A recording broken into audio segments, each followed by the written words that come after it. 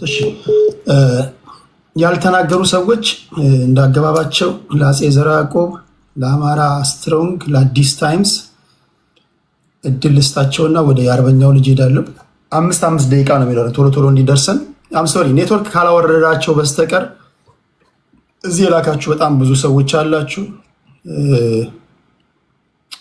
ሶሪ ማለት ቶሎ ቶሎ እንዲደርሳቸው 8 ሲሆን ሙሉ ነው የሚሆነው። እንደውም 4-5 ሰው ነበር ያልኩት። ስለዚህ ኔትወርክ ሲያወርዳቸው ተካቸዋለሁ። እስከዛ በእነዚሁ ነው የምቀጥለው። በጣም ከከባድ ይቅርታ ጋር ሶሪ አክብራችሁ የላካችሁ ልባዊ ምስጋና ያቀርባለሁ። እስኪወርዱ ጠብቁልኝ እንዳስገባችሁ። እሺ አፄ ዘርዓ ያዕቆብ 5 ደቂቃ አለው ወንድሜ። ቴንኪዩ ቴዲ እናመሰግናለን። ኤኒዌይስ ምንድነው አንድ ነገር ትናንትና የሰማነው ነገር አለ።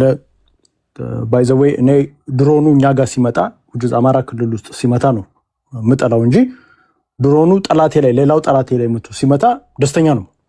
ትናንትና አርሚ 13 የሚባል ከአርሚ 7 የአገር ጥይትና ተተኳሽና መሳሪያዎች ይዞ ወደ ትግራይ ክልል ውስጥ ሊገባ ሲል ነው የተመታው።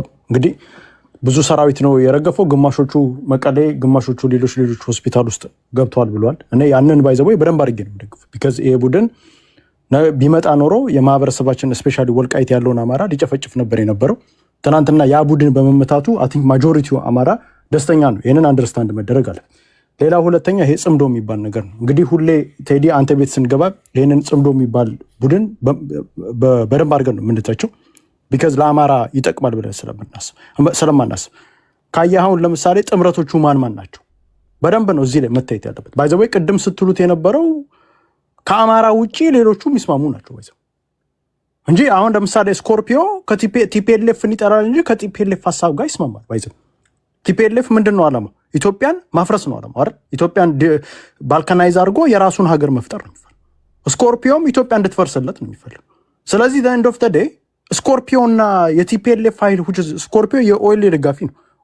ኦኤልኤ እና ቲፒኤልኤፍ አንድ ነው አቋማቸው። ባይ ዘ ዌይ እዚህ ውስጥ የተለየ አቋም ያለው ይሄ አሁን 8 ነው 7 አንደኛው ባይ ዘ ዌይ ኦብነግ የሚባለው ይሄ ሶማሌ ክልል ያለው እሱ ጭራሽ ወታደርም የለውም። ባይ ዘ ዌይ ግለሰቦች ናቸው፣ 5 ግለሰቦች ናቸው። ወታደር የለውም እስከ ጭራሹ። ባይ ዘ ዌይ ሌሎቹ ተዋክተው ነው እሱ ስልጣን ሊይዝ እየፈለገ ያለው። ለምሳሌ ቲፒኤልኤፍ የአገው ምናምን ታጣቂ አሁን የሚገርም ነገር ዋግምራ ዞን ላይ 2 ወረዳ ተቆጣጥሮ ቁጭ ብሏል።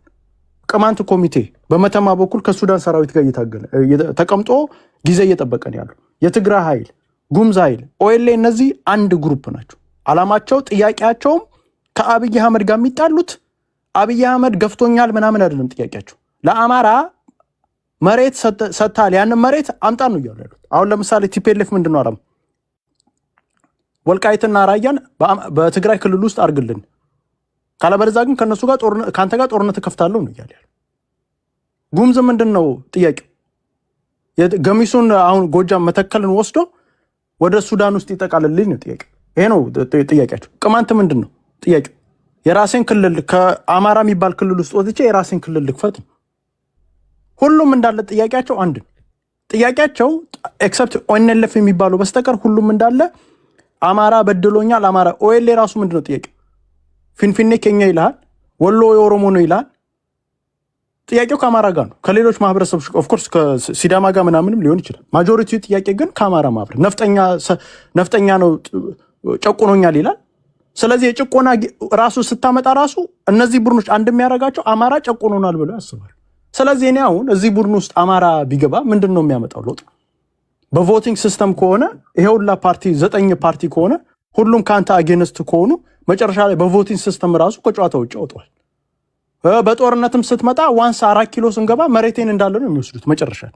እውነት እናውራ ከተባለ አሁን ያለው አፋብን የሚባለው ባይ ዘ ዌይ ፋኖ የሚለውን እናውጣው። ቢካዝ ብዙ አይነት ፋኖ ስላለ አሁን የአፋብን ውስጥ ያለው ፋኖ ታጣቂ ነው። የአፋብን ታጣቂ ነው እንጂ ፋኖ የሚል ስም ሌጋሊ ሆኖ መሰጠት የለበትም ብዬ አስባለሁ። አሁን ይሄ ቡድን ለሴ ፎር ኤግዛምፕል ሙሉ በሙሉ 4 ኪሎ ገባን ነው አነስት እናውራ ከተባለ 4 ኪሎ መግባት ኢትዮጵያ ማስተዳደር 4 ኪሎ ስለገባን ኢትዮጵያ ማስተዳደር እንችላለን ጥያቄ። ይሄንን ሪያሊቲው መጋፈጥ እዛ ውስጥ ኢቨን አፋብን ውስጥ ያሉ ሰዎች አቅም ያላቸው ሰዎች ይዘናሉ ከፊት ለፊት ያለ ይሄንን በደንብ አንደርስታንድ። ሌላው እዛ ውስጥ ሲገቡ ጁኒየር ፓርትነር ሆኖ እንደሚመጡ አውቃለሁ። ከቲፒኤልኤፍ በታች እኔ አሁን ለምሳሌ ከኤርትራ ጋር አንድነት እንደውም እዚህ ቤት እንደውም እኔም አኪላም ሌሎቹም የአንድ አማራ ልጆች መተን ከኤርትራ ጋር አንድ መፈጠር አለበት ምናምን ብለን እንደውም ጥሩ ፕሮፓጋንዳ ስንሰራ ነበር። ደሞመንት ግን ህወሓት የምትባል ነገር ግን ስንቅር ስትል ግን አሮማሪክ ልጃችን ነው። ስለዚህ ለእኔ አሁን በዚህ ሳይም ላይ ባይዘው እንደ መጨረሻ ታይም ስለሌለኝ እችን ብዬ ልጨርስ። ብልጽግና እኔ ኢትዮጵያን መምራት ይችላል ብዬ ከዚህ በኋላ አላስብም። ኢትዮጵያን ለመምራት በትንሹ 3 ሚሊዮን ወታደር ያስፈልገዋል። አሁን በፌዴራል ፖሊስ አሁን ለምሳሌ ድሮ በፌዴራል ፖሊስ ምናምን በሚሊሻ ኢትዮጵያን ልታስተዳድር ትችላለህ፣ መከላከያውን ጥግ ዳርዳር አድርግ። አሁን ባለበት ግን እነዚህ ፌዴራል ፖሊሶችና ሚሊሻዎች ሚሊሻው አሁን ያለው ሚሊሻውና ፌዴራል ፖሊስ ከፋኖ ወይንም ከኦነግ ወይንም ከተለያዩ ታጣቂዎች በታች ነው አቅማቸው። ይሄንን አንደርስታንድ ማድረግ አለበት። ስለዚህ ኢትዮጵያን ሴቭ ለማድረግ ከፈለግ በትንሹ 3 ሚሊዮን ወታደር ያስፈልጋል እንጂ በ500 ሺህ 600 ሺህ ወታደር ኢትዮጵያን ሙሉ በሙሉ ሴፍ አደርጋለሁ ብሎ የሚሄድ መንግስት እኔ አቅም አለው ብዬ አላስብም። ብልጽግና ለዚህ አቅም የለውም፣ ደንታም የለውም። ባይዘው ሰው ተጨፈጨፈ። እንደ መጨረሻ ኢትዮጵያን አንድ 30 ሰከንዶች እችን ፖይንት ልጨርስ። እችን ፖይንት ከዚህ በኋላ ስለማላወራ ነው እኔ መውጣት ስላለብኝ 30 ሰከንድ ለሌላው እድል ይሰጣል። ኢትዮጵያን አንድ ለማድረግ ከተፈለገ ኤርትራ ጋር የሚደረግ ውጊያ ሚኒንግለስ ነው ብዬ ቅድም አኪላ በስነ ስርዓት ኢትዮጵያን አንድ ለማድረግ ከፈለገ እንደ ማህበረሰብ እነዚህን ታጣቂዎችን ተዋቸው፣ እንደ ማህበረሰብ አንድ የሚያደርገን ኦሮሞም፣ ትግሬውም፣ ሱማሌውም፣ ሲዳማውም፣ አማራውም ኤቭሪባዲ አንድ የሚያደርገን ነገር ምንድነው? የቲፒኤልኤፍ ጥላቻ። ስለዚህ ብልጽግና ከአማራ ጋር ምናምን በፋኖ ምናምን እያለ ከመናቆር ይልቅ ህወሓት ላይ በስነ ስርዓት ፕሮፓጋንዳ ቢሰራ እመነኝ ማጆሪቲው አማራም ይሁን ኦሮሞም ኤቭሪባዲ ኢትዮጵያ ውስጥ ያለው ማህበረሰብ በቲፒኤልኤፍ ጥላቻ ሁላችንም አንደርስታንድ ያደርጋል። ይሄ አንድ የሚያደርግ ነገር እና ቲፒኤልኤፍ ላይ ሞር ፕሮፓጋንዳ መሰራት አለበት። ጠላታችን እሱ ነው። አሁን የውጭም ኃይሎች ሰብስቦ ግብፅን አሁን የምትላቸው ቅድም የውጭ ኃይሎች ግብፅንም ኤርትራንም ሰብስቦ ይዞብን የመጣ ያለ ቡድን ነው። ይሄ ቡድን መቀጥቀጥ አለበት ብዬ አስባለሁ። ቴንኪው አሴትራኮ። እሺ አማራ ስትሮንግ አምስቷን ደቂቃ ተጠቀሟት በአግባቡ። እሺ ቴዲ ሰላም ብያለሁ ሁላችሁንም። እኔም ተመሳሳይ ነገር ነው የምለው። አሁን አፄ ዘርዓ ያዕቆብ ካለው ብዙ የራቀ ነገር አይደለም የምናገረው። አሁን ስማቸው የተጠቀሱ የተለያዩ አካላትን አንድ የሚያደርግ የጋራ ኢንተረስት ቢኖር የጋራ ጠላት የሚለው ነው። የጋራ ጠላትነቱ ደግሞ ለዛውም የተለያየ ትርጉም የሚሰጠው ነው። ምክንያቱም ለቲፒኤልኤፍ የአብይ ጠላትነት ከአዲስ አበባ መገፋት፣ ከማዕከላዊ መንግስቱ መገፋት ነው። ሌላ ምንም የለውም። እንደገና ደግሞ ወልቃየትና ራያ ላይ የምንፈልገው ነገር አላደረገም ነው። የኦላም አብይ ላይ ያለው ጠላትነት እኛ ባመጣ ነው ብሔርተኝነት፣ እኛ ባነሳሳነው የቄሮ ትግል ድሮ ስንታገለው የነበረው የኦህዴድ አሽከር እኛን ገፍቶ ስልጣን ወሰደ ነው። ሌላ ምንም አይነት ትርጉም የለውም። የወንበር ግፊት ነው፣ የወንበር መገፋፋት ነው ያለው በተለይ በሁለቱ መካከል ያለው። የኤርትራም ኢንትረስት ይታወቃል፣ የሱዳን ኢንትረስት ይታወቃል፣ የሌሎችም ኢንትረስት ይታወቃል። ወደ አማራው ስንመጣ ግን ያለው ምንድን ነው? አብይ አህመድ ጠላት ነው ስንል ነሰር አብይ አህመድ እናንተ ስርዓቱ እንደ ስርዓት ራሱ መቀየር አለበት ነው። አጠቃላይ ስርዓታዊ ለውጥ ያስፈልጋል። ምክንያቱም በዚህ ስርዓት ውስጥ አማራ እንደ ህዝብ ዋጋ ከፍሏል። የተለያየ ፕራይም ሚኒስተር ተቀምጦም ዋጋ የሚከፍል የነበረው ግን ስቲል አንድ ህዝብ ነው የነበረው። በቲፒኤልኤፍም ጊዜ በኃይለማርያም ደሳለኝም ጊዜ በአብይ አህመድም ጊዜ ዋጋ እየከፈለ ያለ ህዝብ የአማራ ህዝብ ነው። በዋነኛነት ይሄ ህዝብ ዋጋ እየከፈለ ያለው ደግሞ ስርዓቱ ገና ከስሪቱ ጀምሮ የዚህ ህዝብ ግሮሮ ላይ ቆሞ የተገነባ ስርዓት ስለሆነ ነው። ስለዚህ ስርዓታዊ ለውጥ እንፈልጋለን። ይሄን ስትል ቀጥታ ከኦላና ከቲፒኤልኤፍ የትግል ፍልስፍና ጋር ይጋጫል ሰው። ስለዚህ ፈንዳመንታል በሆነው በትግልህ መዳረሻና በትግልህ መነሻ ላይ ማትግባባ ከሆነ ምንም አይነት አሊያንስ ልትመሰረት አትችልም ሰው። ስለዚህ አይ ቲንክ እዚሁ ላይ የሚቀጭ መስለኛል ገና ከጀምሩ። ምናልባት በጣም ኦኬሽ ነገሮችን በጣም አጣበን እስቲ እንዲያው ተናበን እንዲያው የጋራ ነገር እናድርግ ተቻችለን ከተባለ ኦኬ ቲፒኤልኤፍ በራሱ መንገድ ከአብይ አህመድ ጋር ሊዋጋ ከብልጽግና ጋር ሊዋጋ ይችላል። ኦላ በራሱ መንገድ ከብልጽግና ጋር ሊዋጋ ይችላል። ሁሉም በየራሳቸው መንገድ ለሚፈልጉት ዓላማ ሊገፉ ይችላሉ። ያንን የምታደርግበትን ምናልባት ፓራሌል የሆኑ ኦፕሬሽኖችን ሜክ ማድረግ እንደዛ ነገሮች ታደርግ ይችላል። ይሄም ራሱ ያለምንም ኢንቴሊጀንስ ሸር ሳታደርግ ምንም አይነት የጆይንት ኮማንድ ሳይኖርህ እያንዳንዱ ሁሉም የየራሱን ሚስጥር ይዞ የየራሱን የውስጥ ጥንካሬ እየገነባ እዋጋዋለሁ የሚለውን ኃይል በራሱ መንገድ ይዋጋ። አይ ቲንክ እዛ ላይ እኔ ችግር የለብኝም። ነገር ግን አሊያንስን መስረት እንደዚህ አይነት ነገር የጋራ ኮማንድ መስረተን የጋራ ስልጠና ኖሮን የጋራ ቶታሊ የተለያየ ቪዥን ነው ያለን። ኢቨን ፎር ዘ ፊውቸር ኦፍ ኢትዮጵያ ምን አይነት ኢትዮጵያ ይኑር ብትለው ኦኤልኤፍ ሲመጣ ቅድም አፄ ዘርዓ ያዕቆብ እንዳለ ነው። በቃ አዲስ አበባን የኦሮሞ እናደርጋለን፣ ስሙን ወደ ፊንፊኔ እንቀይራለን፣ ወሎን እንትን እናደርጋለን ይላል። ቲፒኤልኤፍ ወልቃይትና ራያን ይዤ ሀገር ሆናለሁ ይላል። ስለዚህ you don't have any common ትንሽ እንኳን አቀራርበዋለሁ አጠጋገዋለሁ እንኳን የምትለው የጋራ ቪዥን የለም። ስለዚህ ሁሉ ለሁሉም አሁን መሀል ላይ ቆሞ ያለው አሁን ያለው አገዛዝ ነው። ስለዚህ አሁን ያለውን አገዛዝ ሁሉም በየራሱ ሜዳ በየራሱ የትግል ስልት ይታገለው፣ ኢንክሉዲንግ አገራችን ልትፈርስብን ትችላላችሁ ብላችሁ የምትሰጉ ሰዎች። ምክንያቱም ሀገር እየፈረሰ ያለው ሀገር እገዛለሁ በሚለው መሪ ነው። ሀገር ከውስጥ ወደ ውጭ ነው እየፈረሰ ያለው አሁን በነገራችን ላይ በጣም ዜጎች በአደባባይ ተጨፍጭፈው ምንም አይነት አካውንታቢሊቲ የሌለበት ምንም ኮሽታ እንኳን የድምፅ ኮሽታ ማይሰማበትና ኦኤልኤፍ እና ሸኔ የኦርቶዶክስ ክርስቲያኖችን መጥተው አርሲ ላይ ጨፈጨፉ ብሎ በህዝብ ላይ የሚሳለቅ መሪ ነው ሀገር እያፈረሰ ያለው ጎበዝ። ይሄንን ቁጭ ብሎ መታገል ጽምዶ መጣልህ ምናምን እያለ ሲያስፈራራህ አገሩን ግን ከውስጡ የናደውና የቦረቦረው የህዝብ ላይ የመከራ ክምር እየተከመረ ያለው ከውስጥ ያለው መንግስት ነው። ስለዚህ በዛ ውስጥ ያለው ህዝብ ደግሞ በራሱ መንገድ ለሀገር ይጠቅማል በሚለው መታገል በጣም በጣም ያስፈልጋል። ከዛ ውጭ ግን ይሄ ምንድነው? ይሄ አንዳንድ ጊዜ ቅድም አንተም ያልከው ነበር። ይሄ the enemy of my enemy is my friend ምናምን። okay the enemy of your enemy can be useful but not your friend ደግሞ የሚባል አርጉመንት አለ። የጠላትህን ጠላት ለአንተ በሚጠቅም መልኩ ልትጠቀምበት ትችላለህ but that doesn't make him your friend።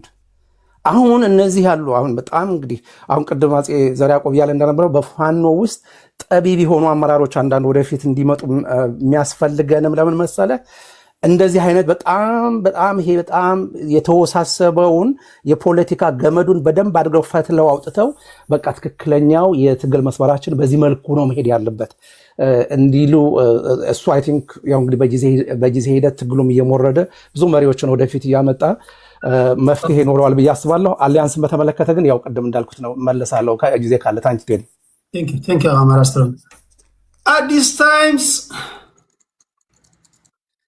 ሰላም ቴዲ እንዴት ናችሁ? ሁላችሁንም ሰላም ብያለሁ። እኔ ጥምዶን የማየው እንዴት መሰለ፣ ጥምዶ በሁለት መንገድ ነው የማየው። ጥምዶ ውስጥ ያሉ ኃይሎች ከሌሎች ወንድሞቼ ጋራ ከና አማራ ስትሮንግ ጋራ የምጋራው አንድ ሀሳብ አለ። ምንድነው እሱም ማን ነው ቲፒኤልኤፍ ኦኤልኤፍ እና ፋኖ የጋራ አላማ ይዘው የሚንቀሳቀሱ ኃይሎች ብቻ ሳይሆኑ የጋራ ጠላትም ናቸው ማለት እርስ በርስ ጠላቶች ናቸው። እና ለምሳሌ እንደተገለጸው የኦሮሞ ሊበሬሽን ፍሮንት እሳቤው ኢትዮጵያን ይጠላል፣ አማራ ደግሞ ኦሮሞን ጨቁኗል ብሎ ያስባል። በጣም የተጋነነ አምቢሽን አለው፣ ፖለቲካል አምቢሽን አለው። ቲፒኤልኤፍም ትናንትና በጉልበት የያዘውን ራያን ወልቃይትን ነጥቆ ሀገር መሆን ይፈልጋል። አንድ ይሄ ተግዳሮቱ ነው ለጥምዶ ማለት ነው። ኢፒኤልኤፍ ወይንም የኤርትራ መንግስት ደግሞ ኢትዮጵያን እንደ ሀገር የማዳከም ስትራቴጂ ለመከተል ይሞክራል ብዬ አስባለሁ በዚህ ውስጥ እንጂ ኢትዮጵያ ጠንከራ ከወጣች ያው የኢትዮጵያና የኤርትራ ጥያቄ ነገም ከነጎዲያም የሚነሳ ነገር ነው። ማንም ቲፒኤልኤፍን ቢመጣ ትናንት አብረው ታግለው መጥተው ከነመለስ ጋር ጦርነት ውስጥ ገብተዋል። አማራውን ቢመጣ እነዚህ አንዳንድ ጥያቄዎች የሀገራዊ እንትኖች ምንድነው የሀገር ጥያቄዎች ወደ ኤርትራ መሰንዘራቸው አይቀርም። የሀገር ኢንትረስት ናሽናል ኢንትረስት፣ የኢትዮጵያ ናሽናል ኢንትረስት፣ የህዋ ጥያቄ፣ የወደብ ጥያቄ ምናምን አለና ስለዚህ እነዚህ ነገሮች የትኛውም ኃይል ቢመጣ ፋኖም ቤተመንግስት ቢገባ ቲፒኤልኤፍም ቢገባ ሊነሳ ይችላል። ስለዚህ የነዚህ ኃይሎች ጥምረት ጊዜያዊ ጥምረት ነው። አንድ እዚህ ጋር ሁለተኛ ኮመን እንትን የላቸውም፣ አላማ የላቸውም። የተሳሰረ መጨረሻው አንድ የሆነ ፍላጎት ፖለቲካል ኢንትረስት የላቸውም እና ይሄ ትንሽ አስቸጋሪ አድርጓል። የጥምዶን ለኢትዮጵያ ምስቅልቅል ይዞ ሊመጣ ይችላል ብለህ እዚህ ጋር እንደ ሴናሪዮ ስታስቀምጠው ይሄ አንዱ ድክመት ነው ብዬ አስባለሁ። ከዛ በተረፈ ግን አንዳንድ ሰዎች አብይን እየደገፉ ምናምን ጥምዶ ቢመጣ ሀገር ያፈርሳል። አብይ ሀገር እያፈረሰ አይደል? እኔ ያው ጥምዶ ቢመጣ ቲፒኤልኤፍ 4 ኪሎ ቢገባ 27 ዓመት ቲፒኤልኤፍ ካረገውና አብይ ከሚያደርገው ባነጻጸረው ቲፒኤልኤፍ ለኔ መልአክ ሊሆን ይችላል አሁን ባለው ሁኔታ። ሆነስሊ አብይ አህመድ ኢትዮጵያን እያፈረሰ ባለበት ሁኔታ 27 የአብይ አህመድ 8 ዓመት እና የቲፒኤልኤፍን 27 ዓመት ብታወዳድረው ሰማይና ምድር ነው። ሆነስሊ we better off በቲፒኤልኤፍ ጊዜ we are better off honestly ብዙ ነገሮችን አንስተን ማንሳት እንችላለን። የጸጥታውን ነገር ማንሳት እንችላለን። የልማቱን ጉዳይ ማንሳት እንደ ሀገርም ጭቆና ቢኖርም የአንድ ቡድን የቲፒኤልኤፍ በላይነት ቢኖርም እንደዚህ ግን ስር የሰደደ ከላይ እስከታች ከያንዳንዱን መስሪያ ቤት በሙሉ ተቆጣጥሮ ኦህዴድ እንደሚያደርገው የኦሮሞ ብልጽግና እንደሚያደርገው ሰው ምድር ቅጥሉ ሁሉ የአንድ ቡድን የበላይነትን የሚመሰክርበትና የሚታይበት አልነበረም። የቲፒኤልኤፍ ጊዜ አለ ይታያል። ጭቆናው ነበረ፣ መሰረቱ ተጥሏል። ግን እንዳሁኑ አልነበረም። ያሁኑ እኮ የተለየ ነውና እንደዚህ አይነት ነገሮችን ማየት ያስፈልጋልና አንዳንድ ሰዎች ሀገር ልትፈርስ ነው ስትሉ እኔ ያስቀኛል። ሀገር በኔ እምነት ቴዲ ሀገር ፈርሳለች። 8 ዓመት ፈርሳለች። ያው ከተማ እየተለማ እየተሰራ ነው። ፈርሳለች ወደ መፍረስ ትችላለች እና ፈርሳለች ይለያያል ማለት ፈርሳለች። ሀገር የምትፈርሰው ማን ናቸው? ፕሮፌሰር ፈርሳለች ታዲያ ከማን ጋር ነው የምትዋጋው? ይኸውልህ ሀገር የሚፈርሰው በአንድ ጊዜ ኦቨርናይት ሀገር ፈርሳለች ካልከኝ እኮ በቃ አለቀ ሁሉም ነገር። ታዲያ ከማን ጋር ነው የምትታኮሰው? ኖ ፈርሳለች ስል ኮምፕሊትሊ ኢትዮጵያ የለችም አይደለም። የኔም እንደዛ እያልኩ አይደለም። እሺ ላስተካክለው ቴዲ፣ እሱን ላስተካክለው። እየፈረሰች ነው የሚለውን እሺ እንውሰድ። በቃ በእሳቤ በፖሊሲ ሀገር በመንግስት ብልጽግና መንግስት በሚከተለው ፖሊሲ በሚያራምደው የፖለቲካል ናሬቲቭ ትርክቶች በአጠቃላይ ተለያይተናል። በየቀኑ ህዝቦች የሚጨፈጨፉበት ነው። እሺ አንዴ ቀይ ልጠቀም። በየቀኑ የሃይማኖት ጥቃት አሁን አርሲ ውስጥ ስንት ጊዜ ይሰማል? በዚህ 8 ዓመት ውስጥ አርሲ እና የተለያዩ ቦታዎች ክርስቲያኖች መኖር አልቻሉ። ለምንድን ነው? እነዚህ ሙስሊም ስለሚያጠፋቸው እኮ አይደለም እኮ የሚጠብቃቸው የሀገር ባለቤት ስላልሆንን ነው። ክርስቲያኖች በጠላትነት ስለምንታይ ሊያጠቃ የሚመጣ ኃይል ካለ አሁን ጽንፈኛ ሙስሊም ሊኖር ይችላል አሉም በደንብ ጽንፈኛ ሙስሊሞችን ግን ማስታገስ የሚችል ሀገሩን ሰላም ማድረግ የሚችል ግን መሪያ የለንም፣ ስርዓት የለንም፣ መንግስት የለንም። ስለዚህ ነው እዚህ ውስጥ የምንገባውና ጽንፈኛ የኦሮሞ ብሔርተኞች ከተማ አቃጥለዋል እኮ ቡራዩ ላይ ብዙ ነገር አድርገዋል እኮ ወጣቶችና ይሄንን የሚያስታግስና ይሄንን የሚመራ መሪ የለንም። ስለዚህ ሀገር በተግባር እየፈረሰች ነው። ግን እነሱ ደግሞ ቁጭ ብለው የተወሰነውን ነገር በራሳቸው መንገድ እየሰሩ ነው። ይሄን ነው ምረጥ። እሺ ካለን ጊዜ አንፃር እኔም አንድ ጉዳይ ስላለኝ በጣም ከከባድ ይቅርታ ጋር አንዳንድ ዙር እድል ሰጣችኋለሁ። ያን ሳላደርግ በዚህ ማሰናበት ፌር አይደለም።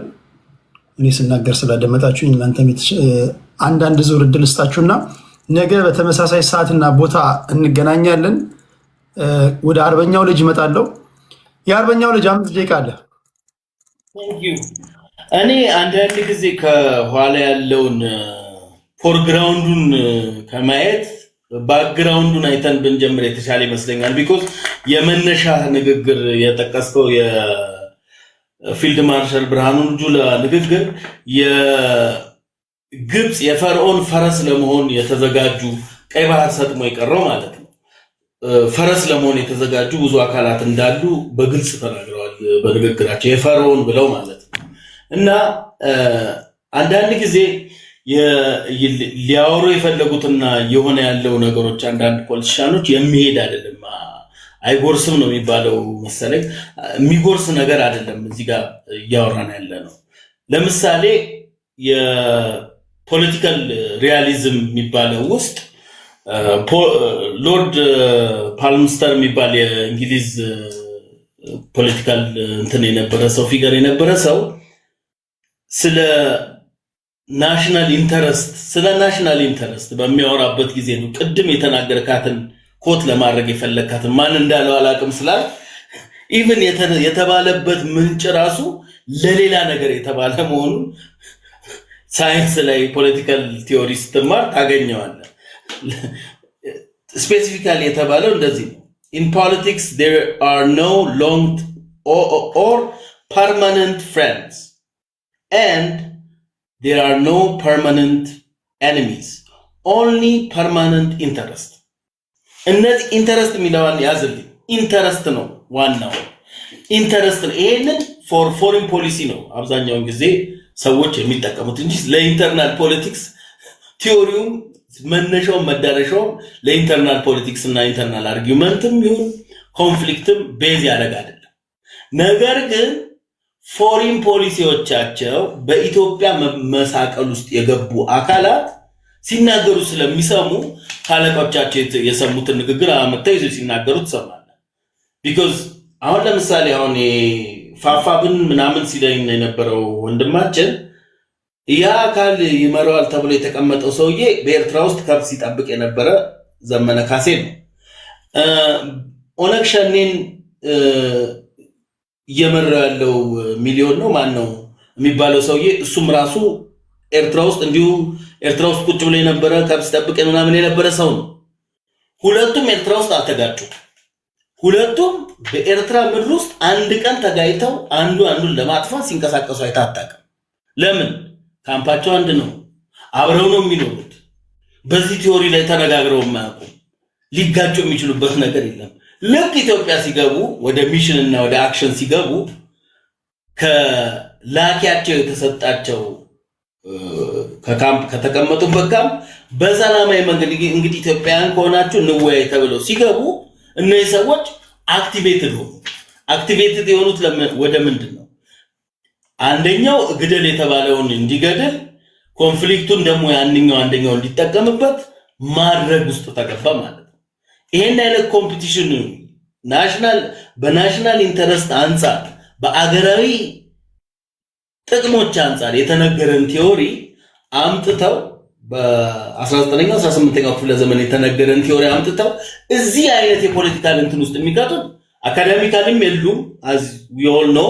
ከሱ ግን በበለጠው ጉዳይ ላይ ስናየው እነዚህ ሰዎች ማስጠበቅ የሚፈልጉት ግብፅን ብትለው ይሄ ፋፋ ብን የተባለው የእንትን ህወሓትን ብትለው በመጀመሪያ ደረጃ ሊያስጠብቅ የሚፈልገው የግብፅን ኢንተረስት የግብፅን ፍላጎት ለማስጠበቅ የሄደበትም ሂደት ሩቅና የምናየው ነው ማለት ነው። ይሄ ነገርም በሱዳን ፖለቲካ ውስጥም ያለ የግብፅን ኢንተረስት እና ኢንቮልቭመንትንም አብረ ስታስተያየው የሚገባህ ነው የሚሆነው። ሚንዋይል 4 ኪሎ መግባት ስለሚባለው ጉዳይ ብዙ ጊዜ አንድ ቀን አጠራን አድርገውና 4 ኪሎ መግባት የሚባለው ጉዳይ ላይ ህወሓት እኮ ደብረ ብርሃን ደርሶ አዲስ አበባ እንዳትገቡ ብሎ መግለጫ ካወጡት መካከል አብሮት ዋሽንግተን ውስጥ ሲፈራረም የነበረው ኦነግ ነው። እንዳገቡ እያለ መግለጫ ሲያወጣ የነበረው ለምን? የህዝቡ ህወሓትን አለመፈለግ በግልጽ የሚታይ ስለሆነ። ይሄ ጥምረት እነዚህ የሚታዩት ኢንዶሚን የሆኑ ጥምረቶች በ3 ደቂቃ እንደመድረሳቸው ልክ አሁን ኤርትራ ድንበር ላይ ሊጓጓዝ የነበረ ነገር ሲመታ ልክ 1001% ኢትዮጵያ ፖርት ይኖራታል ሲባል በሮ እንደሄደው 1 ሰዓት አልሞላው ኢሳያስ አፈወርቂ በአሁኑ ሰዓት ግብጽ ነው ያለው። የተላላኪ መሆን ይሄ በጣም ከባድና ኢንተረስት ብለው የሚያስጠብቁት ፐርማነንት ኢንተረስት ነው ያለን ብለው የሚጠብቁት የግብፅን ኢንተረስት ነው።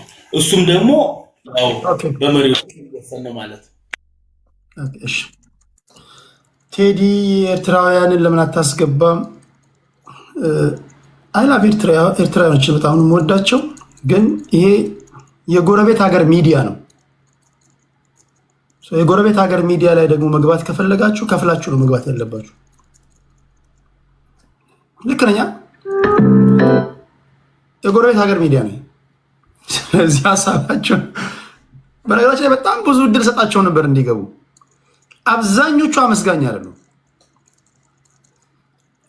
ብዙዎቹ ቴንክ ዩ ይላሉ። ቴንክ ዩ ቴዲ እድል ስለሰጠን ይላሉ ብዙዎቹ። ማይክ በጣም የሚገርም ልጅ ነው። ቴንክ ዩ ማይካችን። ብዙዎቹ ግን ከኢትዮጵያ ጋር እንዲከራከሩ ምናምን መድረክ ሰጥቻቸው ከወረዱ በኋላ ይሰድቡኛል። ኦኬ ብዬ የተቀየርኩት ለዛ ነው። አይ አንደርስታንድ። ብዙዎቻችሁ አላችሁ፣ ጥቂት 2 አላችሁ። በጣም ነው የምወዳችሁ፣ ግን አብዛኞቻችሁ መክፈል አለባችሁ ከክብር ጋር። እሺ ቴንክ ዩ ለማለት ያህል ነው። ከአርበኛው ቀጥሎ የደወለው ተቋረጠ። ወደ አማራ ኪላ እንሄዳለን። አማራ ኪላሽ 5 ደቂቃ። ኦኬ ቴንክ ዩ ባይ ዘ ዌይ የብልጽግና ደጋፊዎች ፖለቲካ ሲተነትኑ የሆነ ቦታ ይነሱና የሚደርሱበትን እንኳን ማወቅ አይቻልም። እና እኔ ባይ ዘ ዌይ እንደ ፓርቲ ከረንትሊ እንደ ብልጽግና ሞኝ የሰበሰበ ኃይል የለም። ቶታሊ አተርሊ ሚዲዮክሪቲ ያለበት ፓርቲ ነው እና ወይ ብትተውት ፖለቲካውንና ወይ በስድብ ወይ አይ ዶንት ኖ ከታች በሌላ በኮሜንት ቢሳተፉ መልካም ይመስለኛል። በጣም ከአቅም በታች ናቸው የብልጽግና ሰዎች። ወደ ፖለቲካው ስንመለስ ባይዘው ፋኖም ሌላውም የተለያየ ሀሳብና ህልም ስላሉ አይደለም ውጤት ማምጣት ማይችሉ። የአፍሪካ ፖለቲካ ይሶላው ናራቲቭስ አንድ ናራቲቭ ወይም አንድ ትርክት ሰክሰስፉሊ መሰራት ከተቻለ አለቀ። ትናንት ገዳይ ያልከው ዛሬ ወዳጄ ወይ መልአክ ነው ልትል ትችላለህ።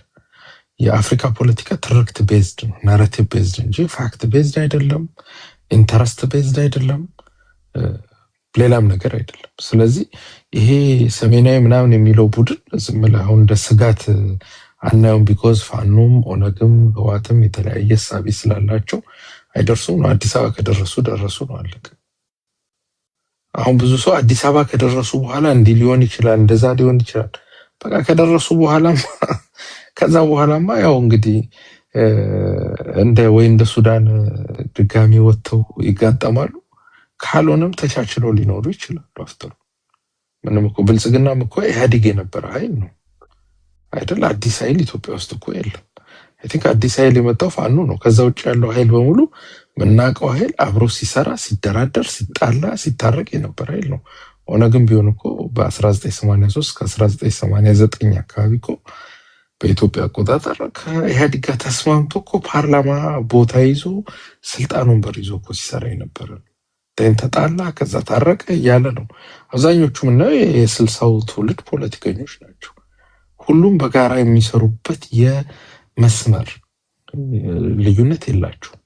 ጸባቸው በጣም ተራ የሚባል የስልጣን የምን ነው። ይሄ ደግሞ ማኔጀብል ነው። ብዙ ሰው አንደርስታንድ ያላረገው ትልቁ ኃይል ሜጀር ኃይል ኤሪትሪያ ነው፣ ኖት ህዋት ምናምን። ህዋት ደግሞ በር ከፋች ነው። ብልጽግና ከኤርትራ ጋር ከገጠመ ጎይንግ ኢንቱ ሜጀር ዋር ማለት ነው። ይሸነፋል ብልጽግና። አሁን ብዙ ሰው እዚህ መጥተው የሚደሰኩሩ አሉ የብልጽግና ሰዎች። ብልጽግና ከኤርትራ ጋር ውጊያ ጀመረ ማለት ህዋት አገዘችው ማለት አማራ ክልል መጠነኛ ፋብኖች በጠበጡት ማለት 100% ይሸነፋል። በውጊያ ግን የሚገናኝ አይደለም። እናውቀው ነው የኛ ሰራዊት የአየር ኃይል ነው። ሌላው ሲምፕሊ ኢራን ትጠቀመዋለች ምንላቸውን $30,000 የሚያወጡ ካመካዚ ድሮኖችን ኤርትራ $10 ሚሊዮን ብታወጣ እኮ አንድ 500 ፍሬ መግዛት ትችላለች። ኢትስ ዲቫስቴቲንግ ዳሜጅ ነው ኢትዮጵያ ላይ ሊፈጥር የሚችለው። ብልጽግና ያንን መቋቋም አይችልም። በስንት ግንባር ነው ብልጽግና ሊወጉት የሚችሉት? ኦንሊ ብልጽግና ያለው በር የሚኖረው አርኤስኤፍ የሚባለው ኃይል ከዚህ ከቤንሻንጉል ተነስቶ እስከ ሰሜናዊ ሱዳን ድረስ የሚዘልቀው የአርኤስኤፍ ኃይል ነው። እሱን ሰብሮ ማለፍ ከተቻለ ዳስት ዌስተርን ኢትዮጵያ ይዝዳን። በዛ በኩል ፕሮቴክት ማድረግ አይችልም። ኦነግ ባይዘው እንደ ሜጀር ኃይል አለ። የኦነግ ትልቁ አቅሙ በወለጋ በኩል የኤርትራው ኃይል ዘልቆ ሲገባ በር መክፈት ብቻ። ስለዚህ ይሄ አሁን ብዙ ተናንቆ ምናምን አሁን ቅድም ብልጽግናው ምኑ ያናንቋል። it's not like that so ብልጽግና ስዊፍት የሆነ አክሽን ካልወሰደ ለምሳሌ 4 ኪሎ ላይ 2-3 ሀገሮች ግብጽ፣ ኤሪትሪያ እና ሱዳን ከኢትዮጵያ ውጭ ያሉ ሀገሮች ናቸው። ኢንተረስታቸውን ያሳካሉ ኢትዮጵያ መሀል አዲስ አበባ መጥተው።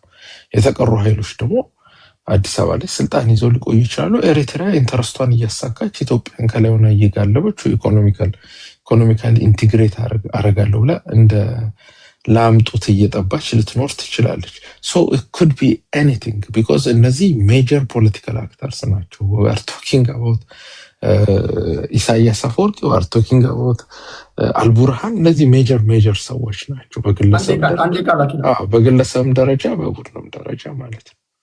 ስለዚህ ትርክቱ ሰክሰስፉል አልሆነም። የጽምዶ ትርክት የክርስቲያን ሙቭመንት ይመስላል፣ የሰሜናዊ ሙቭመንት ይመስላል፣ የአጋዚያን ሙቭመንት ይመስላል። ይሄ ሰክሰስፉሊ ህዝብ ላይ ማስረጽ አልተቻለም፣ ብዙ አማራ ስለተቃወመው።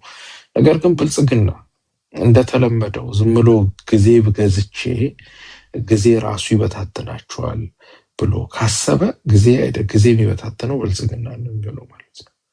ኦንሊ ፕሌስ ሰርቫይቭ ሊያደርግ የሚችለው ከዛ በኋላ ኦነግም 4 ኪሎ ይመጣ ኢትዮጵያ ህዝብ ሰጥ ለበጥ ብሎ ሊገዛ ይችላል።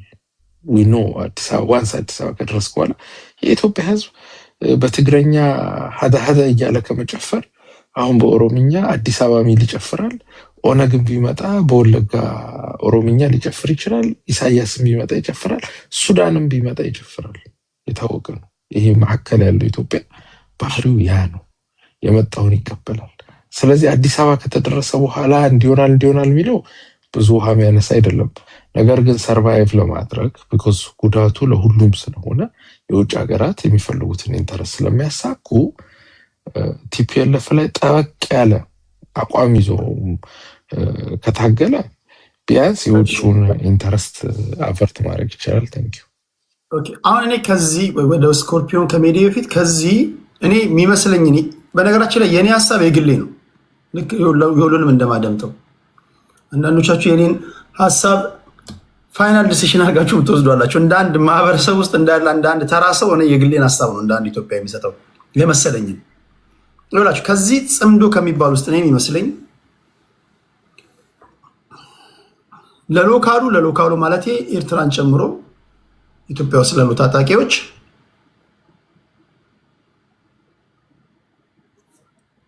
ቦሱ ኢሳያስ አፈወርቂ ነው። አሁን የፋኖችም የቲፒኤልኤፎችም ኢቭን የሱዳን አርሚ ፎርስ ራሱ የአልቡርሃን አጣማሪው ዋናው ማስተሩ ኢሳያስ አፈወርቂ ነው። አሁን እናንተ የኢሳያስ አፈወርቂ ተጣማሪዎቹ ማለት ነው። የኢሳያስ አፈወርቂ አለቃችሁ ኢሳያስ አፈወርቂ ነው። ኢሳያስ አፈወርቂ ደግሞ አሁን ከመጣመራችሁ በፊት መጠየቅ ያለባችሁ ነገር አለ። አሁን ብዙዎቻችሁ ድንገት በድብድብ መሃል መንጋጋውን ተመቶ ሰማይ ምድሩ እንደዞረበት ተደባዳቢ የምትሆኑት ግራ ይገባችኋል። አንዳንዴ ወድቃችሁ ተንጋላችሁ የምትገኙት ግራ ቀኙን ሳታማትሩ ስለምትገቡ ነው። ለመሆኑ ኢሳያስና አብይ ያጣላቸው ምንድን ነው? ከመግባት በፊት ማይ ፍሬንድ ይሄን ማወቅ አለብን። መጀመሪያ ፍቅር በፍቅር ነበሩ ካልከኝ፣ አሁን ፍቅር በፍቅር አይደሉም ካልከኝ ምንድን ነው ያጣላቸው? ዝም ብለህ ሶቶ አትገባም ፖለቲካ ውስጥ። መሀል ላይ ልትዋረድ ትችላለህ። ሜቢ ኢሳያስና አብይ ያጣላቸው ነገር ሊፈታ የሚችል ከሆነና ከተፈታ እኔ አፈርሰውን ትዋረዳለህ። ውርደት ቁርሱ ልትባል ትችላለህ ስምህ። ለዚህ ነው አድምተህ መሄድ ያለብህ ብለህ እንደ አንድ የሚዲያ ሰው እንደ አንድ ጋዜጠኛ መጠየቅህ ለዛ ነው፣ እንድታስረዳ ነው።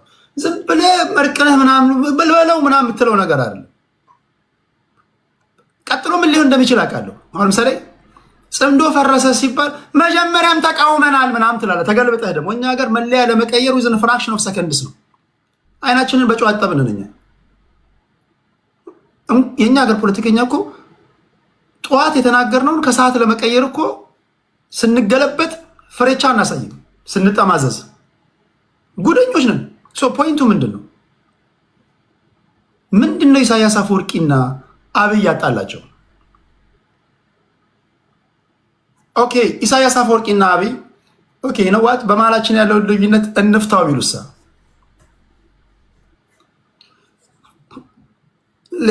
አብይ ይደውላል ኢሳያስ ጋር ይሱ ሰላም ነው ወይ እንዴት ነው ሁሉ አማን ነው ምናምን ብሎ በትግረኛ ያወራሉ። ባለፈው እኮ ከቲፒኤልኤፍ ጋር እኮ ስንጣላ እኮ በጣም እኮ የጠቀምከን እኮ ያው ታውቃለህ። ዓለም አቀፉ ማህበረሰብ እኮ ሁለታችንም ላይ ትኩረት እንዳያደርግ የፕሪቶሪያን ስምምነት መፈራረም ስለነበረብኝ ነው እኮ። ስፈራረምም ደግሞ እኮ አንተን እኮ አበንደን አላረኩም፣ ብትሬ አላረኩም እኮ። እይታቸውን ላንሳ ብዬ እሱ አድነኸኛል እኮ። ዋናዎቹ ቲፒኤልኤፎች ናቸው። የኔም ያንተም ዋናው ጠላቶቻችን እነዚህ ናቸው። እና የፕሪቶሪያን ስምምነት ጀስት አንተም ላይ ማዕቀብ እንዳይጣል በማሰብ ነው እኮ። አብይ በሻሻ ይወለድ እንጂ አብይ ፋራ ነው ብላችሁ ካሰባችሁ እኔ አፈርሰውም። አብይ ፋራ አይደለም። በድፍረት ስናገር አምሶል የኔ ትንታኔ ነው። ከአብዛኞቻችሁ ፖለቲከኞች በጣም የቀደመ ሰው ነው። ፊውቸሩን ብዙ ጊዜ እንደዛ ነው። እኔን እንደንተናቱ የኔ እንደ አንድ ግለሰብ ነው የምናገረው። በአንድ ጀንበር ከኢሳያስ አፈወርቂ ጋር ይነዋት እኔ እናንተን ያቀያየመን የፕሪቶሪያ ስምምነት ነው አይደል? እሱን እኮ በቃ ቀድጄዋለሁ። በቃ ወደ ስራችን እንመለስ፣ ወደ ስራችን እንመለስ፣ ወደ ቢዝነሳችን እንመለስ። ያየነው ግን ቲፒኤልኤፍ እኮ ጥርስ እያወጣ ነው። ከፋኖም በኩል ደግሞ የሹሉን ካርታ እየያዙ ነው። እነ ማይኮ እያሳሳቷቸው ነው ምናምን። እዚህ ጋር እነ ማይክ ተኪ ምናምን እነሱን እያናደዷቸው ነው። በተለይ ድጋሚ ኤርትራን በጉልበት የመያዝ እንትን አላቸው መሰለኝ ምናምን ከተባባሉ ኦኬ ሊባባሉና ልዩነቶቻቸውን ካጠበቡ ዋና ጣማራችሁ ሲተዋችሁ ሁለታችሁ መቆም አትችሉም። ልክ ነው እኮ። ምክንያቱም ኢሳያስ አፈወርቂ እንዴት ያለ መታተኛ ሰው ነው ብሎታል። ኢሳያስ አፈወርቂን በነገር ላይ አሳምነ ወታደር ልኮልህ ያንተን ድብድብ እንዲደባደብልህ ለማድረግ ምን ያህል አፈጮልህ ብትሆን፣ አንዳንድ ጊዜ የራስህን ድብድብ ሰው እንዲደባደብልህ ማድረግ እኮ ከባድ እኮ ነው በጣም። አሁን እናንተ በትችሉ ብልጥ ብትሆኑ እኮ እናንተን ድብድብ እኮ ሌላው እንዲደባደብላችሁ ማድረግ ነበረባችሁ። በመላሳችሁ ምናምን ጤፍ የምትቆሎ ብትሆኑ። በፖለቲካ የኛ ሀገር ፖለቲካ አንፕሪዲክተብል ነው። ኢሳያስና ወይም እንደ ሀገር ልሰሉና ኤርትራና ኢትዮጵያ ችግሮቻቸውን ከፈቱ ኢሳያስ አፈወርቂ እንደከዚህ ቀደሙ አዲስ አበባ አስመራ፣ አብይ አዲስ አበባ አስመራ፣ አዲስ አበባ አስመራ፣ ቁርሳቸውን አስመራ፣ ምሳቸውን አዲስ አበባ ምናምን ካደረጉ ሁለታችሁ ልትቆሙ ትችላላችሁ ወይ? ቢኮዝ ኢሳያስና አብይ ወይም ደግሞ ብልጽግናና የሻዕቢያ መንግስት ያጣላቸው የፕሪቶሪያው ስምምነት እኛን ብትሬ ያደረገ ነው። እኛን አግልሎናል። ቲፒኤልኤፎችን ሳንጨርስ እነሱ ለአንድና ለመጨረሻ ጊዜ ሳናጠፋ እንዴት ትፈራረማለህ የሚል ነው አይደል? ሁላችሁም እንደምታውቁት። እንደዛ ከሆነ አሁን እዚህ ጥምዶ ውስጥ የገባችሁ ደግሞ ቅድም ሌሎቹም ሲናገሩ እንደሰማችሁት ፋውንዳሜንታል የሆነ የፕሪንስፕል መጣረስ አለ እናንተ ጋር። የአማራ ፋኖች አማራ ገዢ መደብ ጨቁኖናል ተብሎ ከነዋለልኝ ጀምሮ የተሰራበት ትርክት ይዛል። ብዙ ጊዜ ስለነዋለልኝ ስናወራ አማራ ገዢ መደብ ሁሉም የምታያቸውን ዛሬ ጣመርላቸዋለሁ የምትላቸው እኮ ፓርቲውን ራሱ የመሰረቱት እኮ አንተን ጠላት አድርገው ነው። እንዴት አድርገው ማውራው ከይ አማራ ገዢ መደብ በሚል ፍሬም ነው የተደራጁ ፓርቲዎች ናቸው። ገብቷቸዋል። ለመደራጀታቸው ፓርቲ ለመሆናቸው አንተ ነህ እኮ ምክንያቱ። ቢኮዝ በጃንሆይ ጊዜ ዋለልኝ መኮንን ቃስ ዩኒቨርሲቲ ያነበበውን የተማሪዎች ዌልካም ሴሪሞኒ ላይ ከዛ ይጀምራል አይደል? አማራ ገዢ መደብ ሻዕቢያም ኦነግም ከዛ በኋላ ቲፒኤልኤፍም አማራ ገዢ መደብ ጨቁኖኛል ብሎ የተመሰረቱ ፓርቲዎች ናቸው። እኔ አፈርሰው በአንተ ምክንያት የተመሰረቱ ፓርቲዎች ጋር ቤቶች ብለህ ሰተት ብለህ ገብተህ እንዴት ነው ጥምረት የፈጠርከው?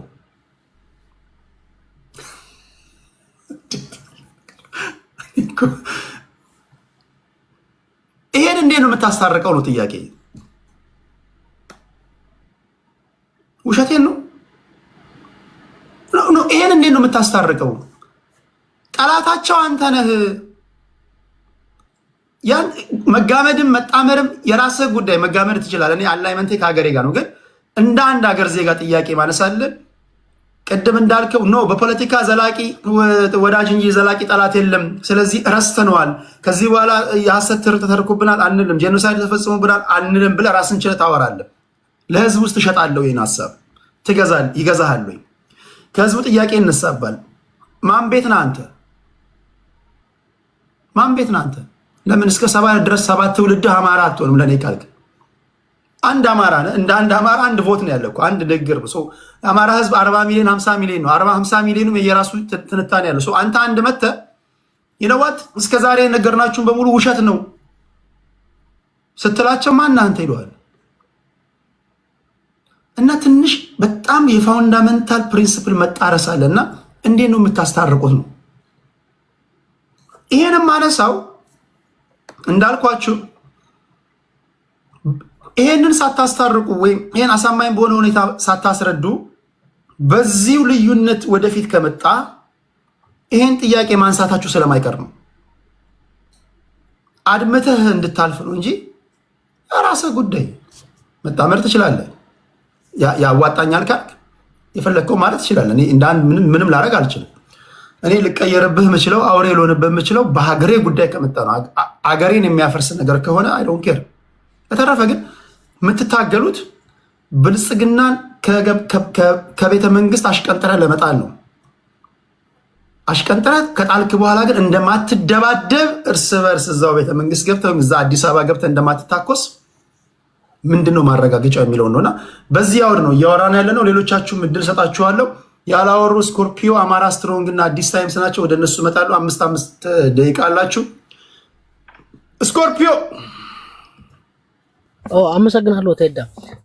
አንደኛ ወዳጅ ቅድም የኦኔጎቹ አላማ ኢትዮጵያ ማፍረስ ነው። እኔ እስከማውቀው ድረስ እድሜ ልኬን የኦኔግ አላማ ኢትዮጵያ ማፍረስ ነው የሚል በማስረጃም በመረጃም የለም። ቴዳ ታውቃለህ፣ አንተ የሚዲያ ሰውንም የኦኔግ ፖለቲካ ማኒፌስቶ ፐብሊክ ሪከርድ ነው፣ ኮምፒውተር ፊት ለፊት ነው ቁጭ ያልከው። ዩ ካን ፑል ኢት አፕ። የለም እንዲህ አይነት ነገር ሲጀምር እና ውሸት ሲደጋገም እውነት ይመስላል የሚባለው ለዛ ነው። የለም ኢትዮጵያ ማፍረስ ነው የሚባለው። የኢትዮጵያ በጣም ቬተራንስ የሆኑት እነ ዳውድ ነፍሳቸውን ይማርና እነ ገላሳ ድልቦ እነ ጃሌንጮ ምናምን ነገር ያወራሉ ሁሌ። የለም ኢትዮጵያ ማፍረስ የሚባለው አይደለም። ኢትዮጵያ ማፍረስ ትጥቅ ማንሳት ራሱ ግዴታ ስለሆነባቸው ነው መጀመሪያ ራሱ ባክ ኢን ዘ ዴይስ። ኦኬ ሶ እሱ በዛ እንጨርሱ። ሶ የኢትዮጵያ የማፍረስ አላማም የለንም። አንዱ እሱ ነው። ሁለተኛ ሪሰንትሊ እነ ጃልመሮ እንኳን የያዙት ፖለቲካ ማኒፌስቶ ውስጥ ስለ ሰላምና ስለ ቀይ ባህር ሲያወሩ ኢትዮጵያን ስለ ማፍረስ ከሆነ ስለ ቀይ ባህር አታወራም ነበር። ኦኬ ሌላኛው እሱ ነው። ሶስተኛ እነ ኮሎኔል ገመቹ መቶ ሪሰንትሊ ያው ተደታቃል ኤርትራ እጇን የኢትዮጵያ ፖለቲካ ውስጥ እጇን ማንሳት አለበት አያገባቸውም ነው ኮሎኔል ገመቹ። አያና ገመቹ ማለት የኦኔግ እንትን ሰውዬ ናቸው አይደለ? እነደን ኢሳያስ አፈወርቂ ደግሞ ኦሮሞማና ኦሮሞ ኢትዮጵያን ያበላሽን ኦሮሚያ መጥፎ ነው ምናምን ነው ብሎ ነው የሚያወሩ። እኛ ከኤርትራ ጋር ችግር አለብን እንደሆነ ኦኬ። አንደኛ ችግር አለብን፣ ሁለተኛ ለኛ ሪል ሞዴል ሊሆን አይችሉም። እሳቸው የራሳቸውን ህዝብ ያስራቡ፣ ዳ ያደረጉ፣ ያሰደዱ እድሜ ልካቸውን 30+ years ያለ አንድ ኦፖዚሽን ፖለቲካ ፓርቲ ቁጭ ብሎ ሀገራቸው ላይ ያሰቃዩ ሰው ናቸው። ለኛ ሪል ሞዴል ሊሆን አይችሉም። አንሰማቸው። እኔ 30+ ነኝ፣ አርሊ 30 ውስጥ ነኝ። እኔ ሀገሬ belongs to me። ኦኬ አንዱ እሱ ነው። ኢሳያስ አፈወርቂ መጥቶ እኔን አይነዳኝ። it's not gonna happen። ሌላኛው ነገር ስለ እንዴት ነው እነዚህ ሰዎች እኔ ሌላኛው የመጨረሻው እኔ ከጎረቤት ጋር ችግር የለብኝም። እንዲህ አይነት ፖለቲካም አላካሂድም፣ ኦኔግም አያካሂድም። የለም በፖለቲካ ማኒፌስቶም ይዘን አናቅም፣ አናራምድም። ሲጀምር ከአማራ ጋር ጸብ የለንም፣ ከተጋሩ ጋር ጸብ የለንም፣ ከጎረቤቶቻችን ጋር ከማንም ጋር። እኛ የምንፈልገው እኩልነት፣ የተጨቆኑ ህዝቦች መብታቸው እንዲከበርላቸው፣ የዲሞክራቲክ መብታቸው፣ የሁማን ራይትስ፣ የዲሞክራቲክ ራይት ሁሉም እንትን እንደሆናቸውና ሌላኛው እኛ የምናነሳው ጥያቄ ምንድነው የኢኮኖሚ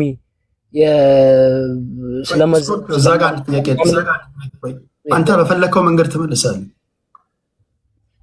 ኦነግ 1974 የተመሰረተ ኦነግ አሁን ያልተመለሱ ጥያቄዎቻችን ናቸው ብሎ ይዞ የሚታገልባቸው አጀንዳዎቹ ምንድን ናቸው? ሁልጊዜ ማነሳው ጥያቄ ነው። አንደኛው በሂደቱ ከ1974 ጀምሮ እስከዛሬ ያሉት ጥያቄዎች ማአት ጥያቄዎች ተመልሷል። እሱን አልዋሽም። ማአት ጥያቄዎች አሁን የቀሩት ምን መሰለህ? አንደኛ ኦሮሞ የሚያነሳው አንደኛ ስለ ሪሶርስ ነው። ኦኬ ስለ ሪሶርስ ስናነሳ ከኦሮሞ ጥያቄዎች አንዱ እኩልነት፣ ዲሞክራሲ ምናምን ማንም ያነሳል። ስለ ገቨርናንስ ጉድ ገቨርናንስ ባድ ገቨርናንስ የሚኖረው ነገር አለ ቴዳ አማራ የሚያነሳ ተጋሩ የሚያነሳል ደቡቡም ሶማሌው ምናምን ነገር እሱን እንቶ ወደ ኢኮኖሚ ስንመጣ ግን we feel like ፌደራል መንግስቱ የማይገባውን ስልጣን አኩሙሌት አድርጓል ብለን ነው የምናስብ የማይገባውን ከአቅም በላይ ገብቷል እኔ የኔ ሪሶርስ እኔ መጠቀም ነበረብኝ ግን እኔ መጠቀም አልችልም ምን ያዘ ለምሳሌ የሚነራልሶቹን ወደ ሚነራልስ እንሂድ ወርቁ ዳይመንዱ ምኑን ፌደራል ነው ኮንትሮል የሚያደርገው ፔትሮል ኦፍ ኮርስ ያ ፐብሊክ ሪሶርስ ነው ያኮ እነዚህ የፐብሊክ ሪሶርሶችን የፌደራል መንግስት ነው በቃ እኔ ከሱ ጋር ችግር አለብኝ እንዳይቆጣጠር ነው የምትለው ያ የኔ ነው ታክስ ገብርበታለሁ ግን የኔ ነው ኦኬ ሪሶርስ ኤክስፕሎይቴሽን ስንለው ወይ ደግሞ እነዚህ ሪሶርስ ምክንያቱም ከፍተኛ ካፒታል የሚጠይቁ ሪሶርሶች ለምሳሌ ጎልድ ማይኒንግ ላይ ሊሆን ይችላል በጣም ሂውጅ አማውንት ኦፍ ካፒታል የሚጠይቅ ነገር ነው እንደ አንድ ክልል ፕሮቪንስ ያንን ኮንትሮል ለማድረግ እና ያንን ለማውጣት ነዳጅም ሊሆን ይችላል የፌደራል መንግስት በህገ መንግስቱ ተቆጥሮ የተሰጡት በነገራችን ላይ የፌደራል መንግስትም የክልል መንግስታትም ተቆጥሮ የሰጣቸው የስራ ድርሻዎች አሉ ለምሳሌ እነዚህ አገር አቋራጭ መንገዶችን የሚሰራ የፌደራል መንግስት ነው ሬልዌይ የሚገነባው የፌደራል መንግስት ነው ቴሌኮሙኒኬሽን የሚቆጣጠረው የፌደራል መንግስት ነው ናቹራል ሪሶርሶችን የሚቆጣጠረው የትም ኢትዮጵያ ክልል ውስጥ ያለ ናቹራል ሪሶርሶችን ትላልቅ ካፒታል እነዚህ ሜጋ ፕሮጀክቶች ስለሆኑ በክልል አቅም አንዳንዶቹ ፕሮጀክቶች የክልሉን ጠቅላላ ዓመታዊ በጀትም ላይ በቃው ይችላል እና እኛ እንቆጣጠር ስትል በምን በጀት ነው የምታንቀሳቀሰው ሁለተኛ መሬትና መሬት የኢትዮጵያ ህዝቦች ብሔር ብሔረሰቦች የጋራ ሀብት ነው እንዳለን አንተ እንደ አንድ ኢትዮጵያዊ ትግራይ ክልል ያለው ወርቅ ያንተ ነው ትክክለኛ ነገር ቢኖር ስኮርፒዮ ትግራይ ክልል ሄደ ቢዝነስ አሪፍ ከተባለ ሄደ እዛ ጋር ወይም ደግሞ ከዛ በሚገኝ ትርፍ ሁሉም ኢትዮጵያዊ እኩል ተጠቃሚ ነው መሆን ያለበት ኦሮሚያ ክልል ያለ እንትን ትግራይ ክልል ያለ ወገናችን መጥቶ ስራ ካለ መጠቀም ይችላል ቢዝነስ ላይ መሰማራት ይችላል ሀብት ካለው ኢንቨስት ማድረግ ይችላል የፌደራል መንግስት በሚያመቻችለት መንገድ ማለት ነው ልክ እያንዳንዱ ፕሮቪንስ የራሱ ሬጉሌሽኖች አሉት ያንን ከተከተለ ማለት ነው ስለዚህ ያንን ኮንትሮል አድርገው ስትል በምን አቅም ነው የምታደርገው ተዳለ ለዛ ኮን ሰዎች አሁን ስለ ኢኮኖሚ ጥያቄ ወይ ኦሮሞ ህዝብ የኢኮኖሚ ጥያቄ አለው ሲባል ሰዎች ለማስረዳት የሚቸገሩት እሱ ነው አንደኛ የፌደራል መንግስትን የሚሰሩት ክልል መንግስቶች ናቸው አይደለ ለዛ ነው ህገ መንግስቱ የሚለው እሱ የፌደራል መንግስት ሲጀመር መቀመጫም የለውም ተበድሮ በብድር ነው የሚቀመጠው ወይ ሬንት አድርጎ ነው እንጂ የለውም ኦኬ የለውም ኦሮሚያ የራሱ ነው አማራ የራሱ ነው ተጋሩ የራሱ ነው የት ነው እሱ ያለው የለውም መቀመጥ እሱ ግን ያለው መሬት የማን ነው የሚለው የክልሎች ማን ነው የሚለው እንደዛ ህገ መንግስቱ መሬት የክልሎች ነው ይላል እና በክልሎች እስቲ የፌደራል መንግስት መሬት የሆነ ቦታ ንገረኝ የለም እኮ መሬት የክልሎች ነው የሚል ነገር ህገ መንግስቱ ላይ ካየ አሁን ነው የኔን አካውንት ለአንድ ሰው ሰጥቼ ይወጣሉ እና የፌደራል መንግስት መሬት አለ የሚል ቦታ ካሳየኝ እንደውም ሁለተኛ እንዳታ መሬት አንድ ሰዓት ቆይ ስኮርፒዮ መሬት የኢትዮጵያ ህዝቦች ወይ መሬት ህዝቦችና መሬት የህዝብና የመንግስት ነው የምለው ኤግዛክትሊ መሬት የኢትዮጵያ ህዝቦች ብሔር ብሔረሰቦች የጋራ ሀብት ነው ይላል እና ፌደራል መንግስት ከየት ነው የሚያመጣው ታዲያ የፌደራል መንግስት ነው ኮንትሮል የሚያስተዳድረው እኮ ጀስት ኮንትሮል ያደርጋል ከየት መጥቶ ማለት ነው የፌደራል መንግስት እኮ የፌደራል መንግስት ሲባል እኮ ህዝብ በተወካዮቹ አማካኝነት ያቋቋመው ወይም ደግሞ በአግሪመንት እኮ ያቋቋመው መንግስት እኮ ከኦሮሚያ የሚወጣ ከአማራም ከሁሉንም የሚወጣ ማለት ነው በየአምስት ዓመቱ በሚደረግ ምርጫ ተስማምተናል ኦኬ ስለዚህ ኮንትሮል ያደርጋል ማለት ነው ይኸውልህ ኢትዮጵያ ውስጥ ሁሉም መሬት ተከፋፍሏል ለክልሎች ኢትዮጵያ ውስጥ ባዶ መሬት ክልሎች እኮ ሲባል ለአስተዳደር ምቹ እንዲሆን ነው እኮ እንጂ እኮ ኦሮሚያ አማራ ምናምን ተብሎ በኢህአዴግ ጊዜ ለምሳሌ 9 ክልሎች 2 ከተማ መስተዳደሮች እኮ ሲዋቀር ፌዴራሊዝም ስለሆነ ለአስተዳደር ምቹ እንዲሆን ነው እንጂ እኮ ክልሎቹ መሬቱ የነሱ ነው ማለት እኮ አይደል እንደዛ ከሆነማ ቆይ ፌደራል መንግስት የሚያስተዳድረውን ቦታ አንድ የኦሮሞ ወጣት ሰሜን ላይ ጦርነት ሲነሳ ባድመ ጦርነት ሲኖር ሄዶ ዘምቶ ደሙን ያፈሰሰው ባድመ የሱ ስለሆነ ነው አይደል? ነው ግዴታ ስላለበት እኮ መሬቱ የሱ ስለሆነ ነው ግዴታ ስላለበት እንደዚህ ገባኝ። መሬት የተወረረ ብሎ ነው ግዴታ አለበት። ኤግዛክትሊ ግዴታው ዳር ድንበራችን ሉዓላዊ መብታችን ተጣሰ ብሎ ነው። እኔ ባላምንበትም ግዴታ አለብኝ የመሄድ። እሺ በቃ ኢዚ እኮ ታውቃለህ እኮ ኢዚ እኮ እኔ አሁን የትግራይ ድንበር ተወረረ ቢባል አይ ዶንት ኬር ሊሆን ይችላል፣ ግን የኢትዮጵያ ዜጋ ግዴታ አለብኝ። ግን ግዴታ አለብኝ። እሳቤው ምን መሰለህ ኖሽኑ ወይ ኮንሰፕቱ ሙያ ሌላ ያለው መሬት መቀሌ ላይ ያለው ወገናችን የሱ ንብረት ነው። እንደ አንድ ኦሮሞ ባድመ ወይም ደግሞ እላይ ጥግ ላይ ያለው መሬት ያንተ ነው። ኢትዮጵያ ምድር አገሪቱ ኦሮሞም፣ አማራም፣ ትግራዋይም ሁሉም ብሔር ብሔረሰቦች እናቶቻችን አባቶቻችን ደማቸውን አፍሰዋል፣ አጥንታቸውን ከስክሰዋል። ገባ? እንደዛ ቢሆንማ ምን አገባ ያንተ መሬት ተዋጋ ምናምን እንል ነበር። የራሳችን ስለሆነ ይሄንን እንትን ለማድረግ ወዴት መሄድ እንዳለብን ታውቃለህ?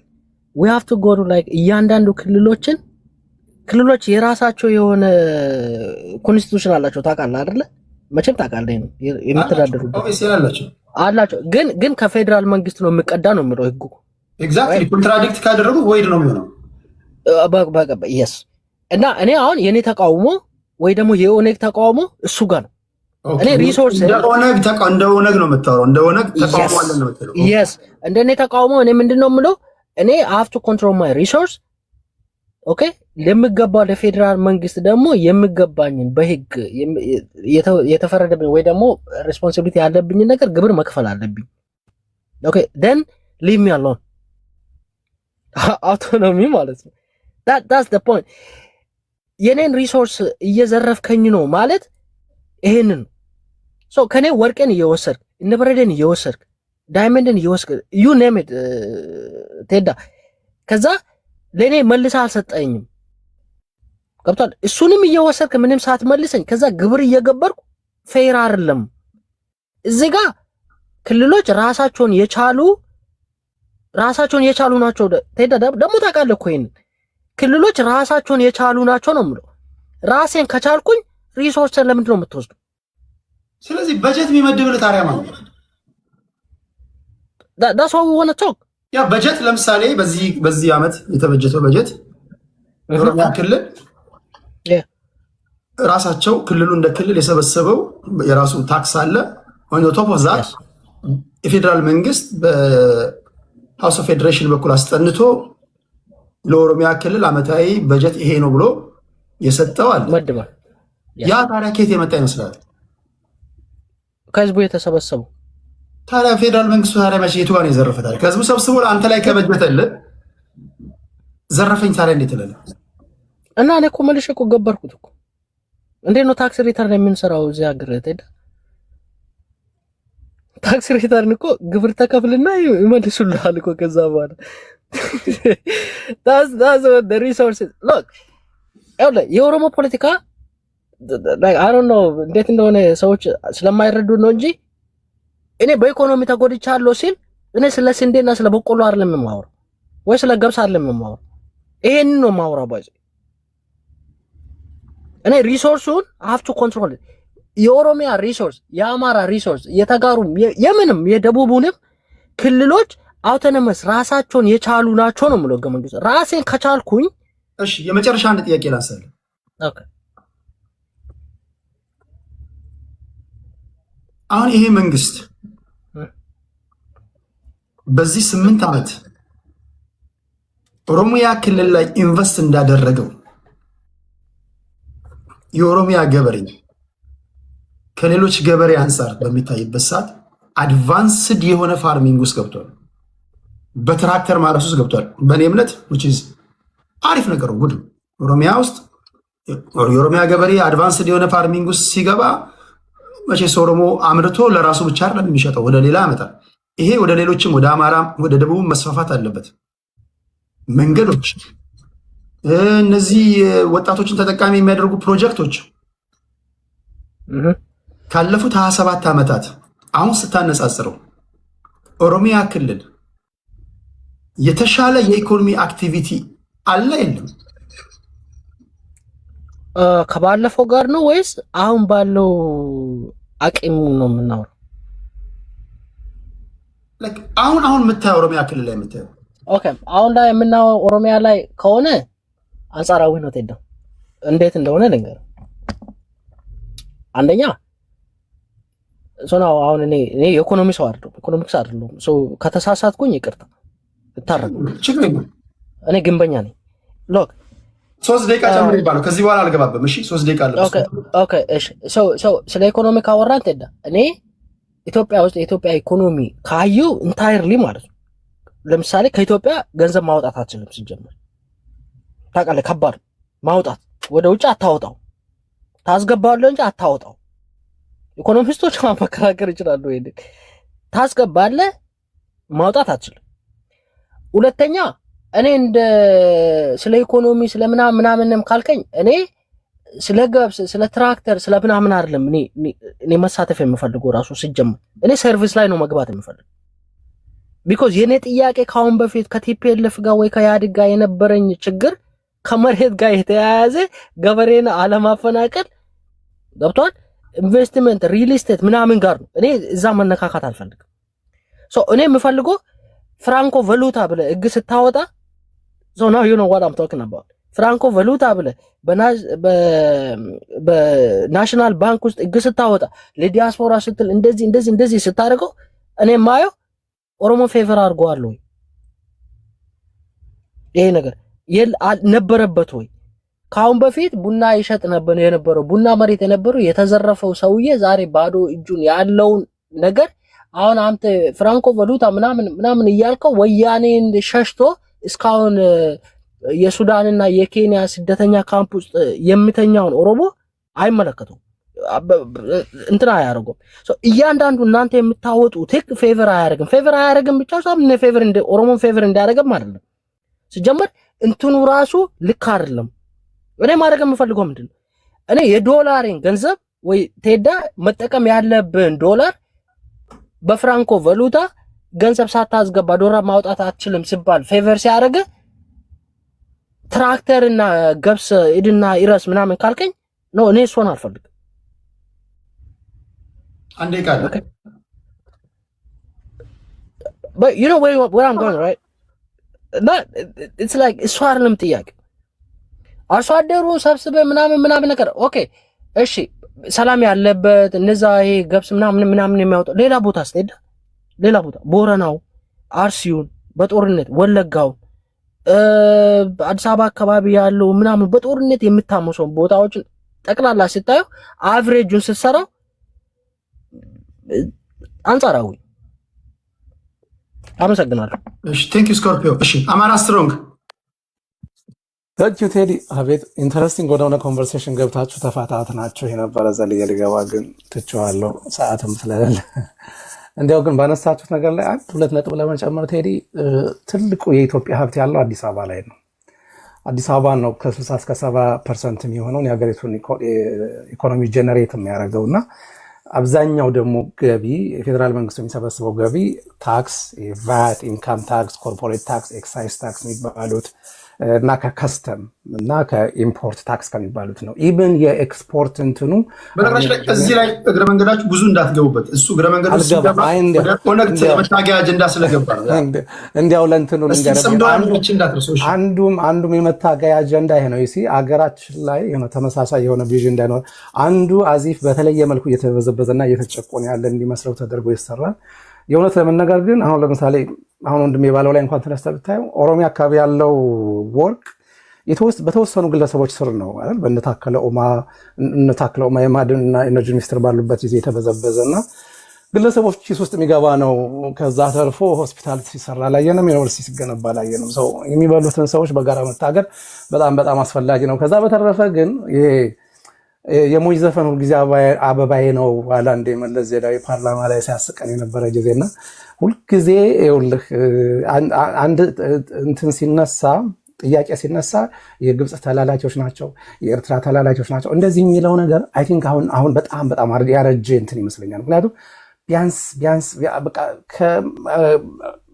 ከመለስ ዜናዊም ጊዜ ጀምሮ ፓርላማ ውስጥ ይሄን ነበር የሚለው አጽሙን አግኝተነዋል፣ ከኤርትራ እስከ ሶማሌ የተዘረጋ የውጭ እጅ ነው ምናምን። የኢትዮጵያ ሕዝብ ይሄን መስማት ሰልችቶታል ብዬ አስባለሁ። አሁን ምንድነው የሚያስፈልገው መሰለህ? እውነቱን መጋፈጥ ነው የሚያስፈልገው። እውነቱን ስትጋፈጥ ደግሞ እውነቱን የምታገኘው ሀገራችን የበለጠ እየታመመችና እየተጎዳች ያለችው ከውስጥ እየመነጨ ባለ ህመም ነው። ከውስጥ እየመነጨ ባለው ህመም ስል ደግሞ ፓወሩን በያዙት ሰዎች እጅ ማለት ነው። አንዴ ኩማ ደመቅሳ የሚባሉ ሰው የኦህዴድ አባል የነበሩ ሰው የሆነ እና ሄደውን ፓርክ ምናምን ሲመርቁ የተናገሩት ነገር አለ። እንዴት እንደተናገሩት ራሱ ገርሞኛል። ምንድን ያሉት? አሁን እዚህ ሀገር ውስጥ ሰዎችን ጠበንጃ የሚያስነሳውን ስርዓት እስካልቀየርን ድረስ ጠበንጃ መነሳት ሁልጊዜም ይቀጥላል። ስለዚህ ጠበንጃ እያስነሳ ያለ ችግር አለ። እሱ ላይ ፎከስ አድርግ። እሱ ላይ ፎከስ ሳታደርግ ለውጭ ኃይሎችን ትምትል ግን ይሄ ምንድነው የሰጎኑ አይነት ታሪክ ነው። አንገቷን ቀብራ ቂጧን ባዶ አድርጋ ተደብቅ ያለው እንደምትለው አይነት ነው የሚሆነውና እንደዛ አይነት ነገሮች ላይ መስራት በጣም ያስፈልጋል። ከዛ ውጪ እንትኑ ይቀጥላል፣ ትግሉ ይቀጥላል። ምክንያቱም አንዱ እየበላ አንዱ አይሞትም። ያንተ ልጅ ምን ሲል የኔ ልጅ ያለቅሳል፣ ያንተ ልጅ ተጠግቦ የኔ ልጅ ራባል፣ ወያንተ ወየኔ ያንዳችን ቀን ደርሷል ይላል። እንዲህ ምርር ሲለው ሰውና እንደዚህ የሶሻል ሃይራርኪ ፎርም አድርገህ ተፈናቃይና አፈናቃይ ባለበት ሀገር፣ ተሳዳጅና አሳዳጅ ባለበት ሀገር በማንነት ሲያሻህ በማንነት ትገላለህ፣ ሲያሻህ በሃይማኖት ትገላለህ፣ ሲያሻህ ድሃ ነው እያልክ ታጸዳለህ። እንደዚህ አይነት ችግሮችን እየፈጠርክ ለምንድነው መሳሪያ የምታነሱብኝ አይባልም። መሳሪያ ማንሳት ተመራጭ ትግል ዘዴ አይደለም። I can tell you this right here right now።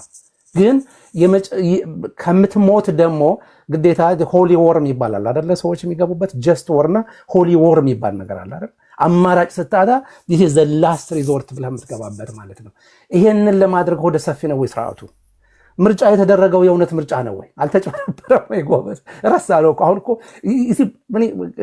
not in a million years ቅድም አዲስ ታይም ሲናገር ማለት in a million years እንዲህ ባለች የትንሽ የመረዳት ከህወሓት የበለጠ አደገኛ ስርዓት ይመጣል ብዬ ኔቨር ኤቨር አስቤ አላውቅም ነበር። ኔቨር። ዛሬ እኮ እያወራን ያለነው ጎበዝ ስለ ምርጫ መጭበርበር አይደለም። ዛሬ እያወራን ያለነው እኮ 2/3 የሀገሪቱ አካባቢ አትሊስት የሆነ ሴምብላንስ ኦፍ ፒስ ባለበት መልኩ ምርጫ አድርጓል አላደረገም አይደለም። ማን አሸነፈ አላሸነፈ እሱ አሁን ላግዠሪ ነው። ማን ታሰረ አልታሰረም አይደለም እያወራን ያለው። ዛሬ እኮ እያወራን ያለው ስንት ነው? አርሲ ውስጥ ስንት ሰው ተገደለ? አዲስ አበባ ላይ ስንት ሰው ተፈናቀለ? ኢቭን ቁጥሮች ራሱ የአንድ ሰው መፈናቀል ሻካ ያደረገንም። እሺ የ10 ሰው መፈናቀልም ሻካ ያደረገንም። በቃ በጣም እንትን ሲል ዝግድን ሲለን የሆነ ጊዜ 50 ሰው ተገበለ እንደዚህ ህፃናት ተገደሉ ምናምን ሲባል this is በቃ የሀገር እንትን ማለት አይ መበስበስ በጣም አስፈሪ አደገኛ ደረጃ ላይ መድረሳችን የሚያሳይ ምንድነው? ኢፍትሃዊነትን ቶለሬት ስታረግ ኢንጀስቲስን እንትን በቃ እንደንትን ስታይ ለአሁን ማን ነበሩ የእንትን ፍርድ ቤት የነበሩ ሴትዮ ማን ነበሩ? ባክ የህግ ባለሙያ ሴቶች ማህበር ፕሬዝዳንት የነበሩት ሴትዮ እሳቸው ወጥተው አሁን ምን አሉ? ባለፈው አንዲት ዳኛ ተገደሉ። አይ ቲንክ ኦሮሚያ ክልል አካባቢ ለፍርድ ቤት የሄደ ሰው ዳኛዋንም እንትኗንም ገሎ እዛው ራሱንም ገደለ መሰለኝ። እዛ ላይ ትዊት ሲያደርጉ በጣም የገረመኝ ነገር ምን መሰለህ? ኢንጀስቲስን ቶለሬት እያረከው በሄድከው ቁጥር ይሄን ግድያን ህዝቡን እያለማመድከው በሄድከው ቁጥር ምን ይመጣል መሰለህ? መግደል ኮመን ይሆናል።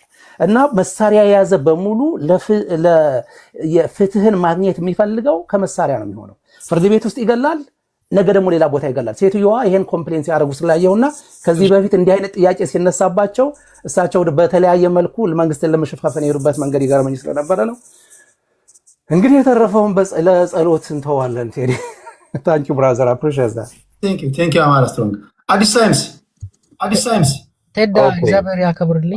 አመሰግናለሁ። ቴንክ ዩ ስኮርፒዮ። እሺ ስኮርፒዮ ከመሄድ በፊት ነገም ቤት ከመሄድ በፊት ያዳመጣል። ችግር የለውም። ኦኬ ችግር የለውም። ይህን ካላዳመጥማ ታዲያ ምንም ፖለቲከኛ ሆነ።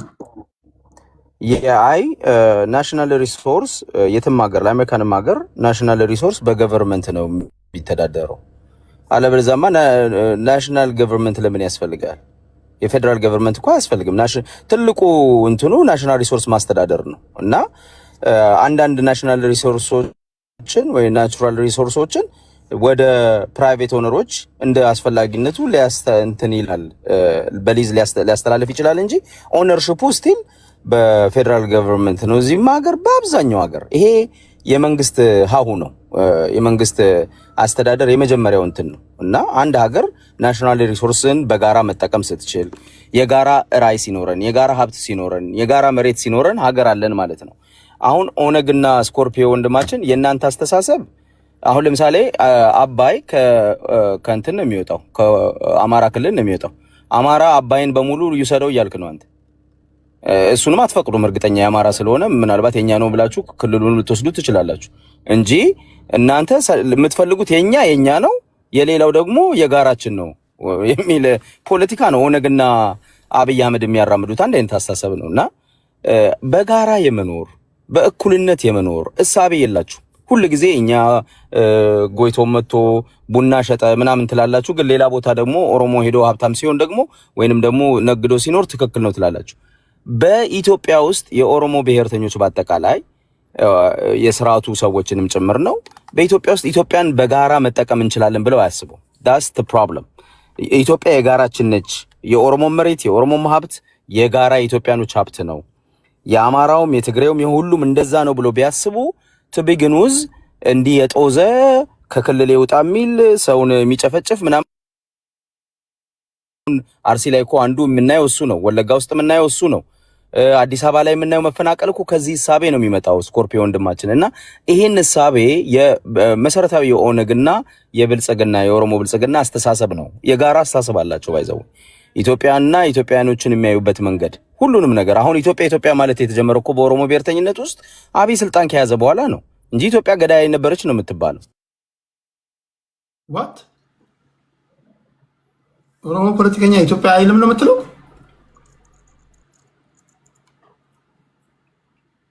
ይቅርታ፣ የኦሮሞ ብሔርተኛ ኢትዮጵያ ፖለቲከኛ ብቻ አይደለም አክቲቪስቱ ጭምር ኢትዮጵያዊ አይደለም ነበር የሚለው የነበረው። አንዳንዱ ነው እሱም ጋር እሱም ከሁሉ በአብዛኛው እንጂ እንደውም ኢትዮጵያ እንደ ኢትዮጵያ የሚያቀነቅኑ በያ ዘመን የነበሩ በተለይ በቃ ዘመን ብለው በደርግ ጊዜ አብዛኞቹ እንደውም ኢትዮጵያዊ ፓርቲ ከመሰረቱ አብዛኞቹ እንደውም የኦሮሞ ተወላጆች ናቸው። አይ እኔ የኦሮሞ ተወላጅ ኢትዮጵያዊ መንፈስ ያላቸው ይሉም ይያልካል። መኢሶን መስራች የመላ ኢትዮጵያ ሶሻሊስት ፓርቲ የወለጋ ሰው ነው፣ ኦሮሞ ነው። እኔ እያልኩ ያለው ጸጋዬ ገብረመድህን ኦሮሞ ነው፣ በኢትዮጵያዊነት አንገቱን የሚሰጥ ሰው ነው፣ ለእኩልነት የሰበከ ሰው ነው። አይ በተለምዶ ብዙ ጊዜ ምን ይባላል መሰለህ ሶሻል ላይ ሁሉም የኦሮሞ ብሔርተኛ ወይም ሁሉም ኦሮሞ ኢትዮጵያ የሚል ወይም ደግሞ ኢትዮጵያዊነትን አያቀነቅንም የሚል ጀነራላይዝ ነው። አስቲ ጀነራላይዝ እንደዛ ስለሚባል ነው የኦሮሞ ብሔርተኝነት እሳቤውም ኦነግ በለው የብልጽግና በለው እኮ አብይ አህመድ እኮ በቃሉ እኮ የፋሽስቱ ስርዓት ኦሮሞን በቀኝ ግዛት ይዞት ነበር እኮ ይላል። የኢትዮጵያን መንግስት ነው እንደዛ የሚለው የሚኒሊክን መንግስት። ብሔርተኛ ከሆንክማ እኮ የእኛ ሀገር ብሔርተኞች እንደ ፋሽን የያዙት ቆንጆ ብሔርተኛ ሆኖ የሚታዩ የሚመስላቸው ኢትዮጵያዊነትን ሲያጥላሉ ነው። የትኛው ብሔርተኛ ነው ሀገሬን ወዳለሁ ብሎ ሲናገር የምትሰማው? ቴዲ አሁን ሁሉም ጋር አለ። አሁን ከሰሞኑ የመጣ ፋሽን ለምሳሌ ብሔርተኞቹ ጋር ገብተህ ሀገሬን ወዳለሁ ስትል ምንድን ነው የሚለው? አይ እሱ የኢትዮጵያዊነት የኢትዮጵያን ፖለቲካ ወይም የአንድነትን ፖለቲካ ማቀንቀንን መጥላትና ራሱ ሀገሪቷን ደግሞ ቀኝ ገዝታኛለች ማለት የተለያየ ነው። ገዝታኛለች የሚሉ አሉ ኦሮሞ ፖለቲካ ውስጥ ነው። ቀኝ ገዝታኛ በድላኛለች አይደለም፣ በድላኛለች ሁሉም ይላሉ። ቀኝ ገዝታኛ እኔ ቀኝ ተገዥቻለሁ ይላል የኦሮሞ ብሔርተኛ። ኦነግም ይላል እንደ ፓርቲ የዛሬው ጠቅላይ ሚኒስትር ይላል አልኩ። የዛሬው ጠቅላይ ሚኒስትር በአንደበቱ ኦሮሞ ቀኝ ተገዝቷል ብሎ ተናግሯል። ጃልመሮም ሌንጮ ለታም ኦሮሞ ቀኝ ተገዝቷል ብሎ ያስባሉ። ቴዳ ኢንተርጀክት ላድርገው ይቻላል? እንደዛ አይቻልም መሰለ። ይሄ ሳቤ ነው። this is the በጣም ክሩሻል የሆነው የኦሮሞ ብሔርተኝነት ትልቁ ችግር ይሄ ነው። ኢትዮጵያ ቀኝ ገዝታኛለች፣ አማራ ጨቁኖኛል ብሎ እንግዲህ አንተ እንዳልከው ካንተ ጋር መስማማው ምንድነው ኦሮሞ ለኢትዮጵያ አንድነት ብዙ የከፈለ ዋጋ የከፈለ ህዝብ ነው። እንደ ህዝብ ማለት ነው። ብዙ የሞተ ጀግና የኦሮሞ ወታደር አለ። ኦሮሞ አሻራውን ያላስቀመጠባት ኢትዮጵያ የለች። ኦነስትሊ ግን እነዛን ሁሉ ሰርዘው እኮ ነው አሁን በኦሮሞ ብሔርተኝነት ጎበና ባንዳ ነው። ጎበና ባንዳ ነው የሚለው ኦነግ አሁን የጎንኑታ ጎበና ማለት ባንዳ ነው። ሀገር የመሰረተ ሀገር የገነባ አንተ ቆይ በሀገር ጉዳይ ትደራደራለህ? እኔ በሀገሬ ጉዳይ አልደራደርም። ፖይንቴን ወደ ፖይንቴ ልመለስ ነው። ለምሳሌ አንተ የምትነተነው ትንታኔ ራሱ አጌንስት አንተ ነው። አንተ ለምሳሌ ኦሮሞ ነው።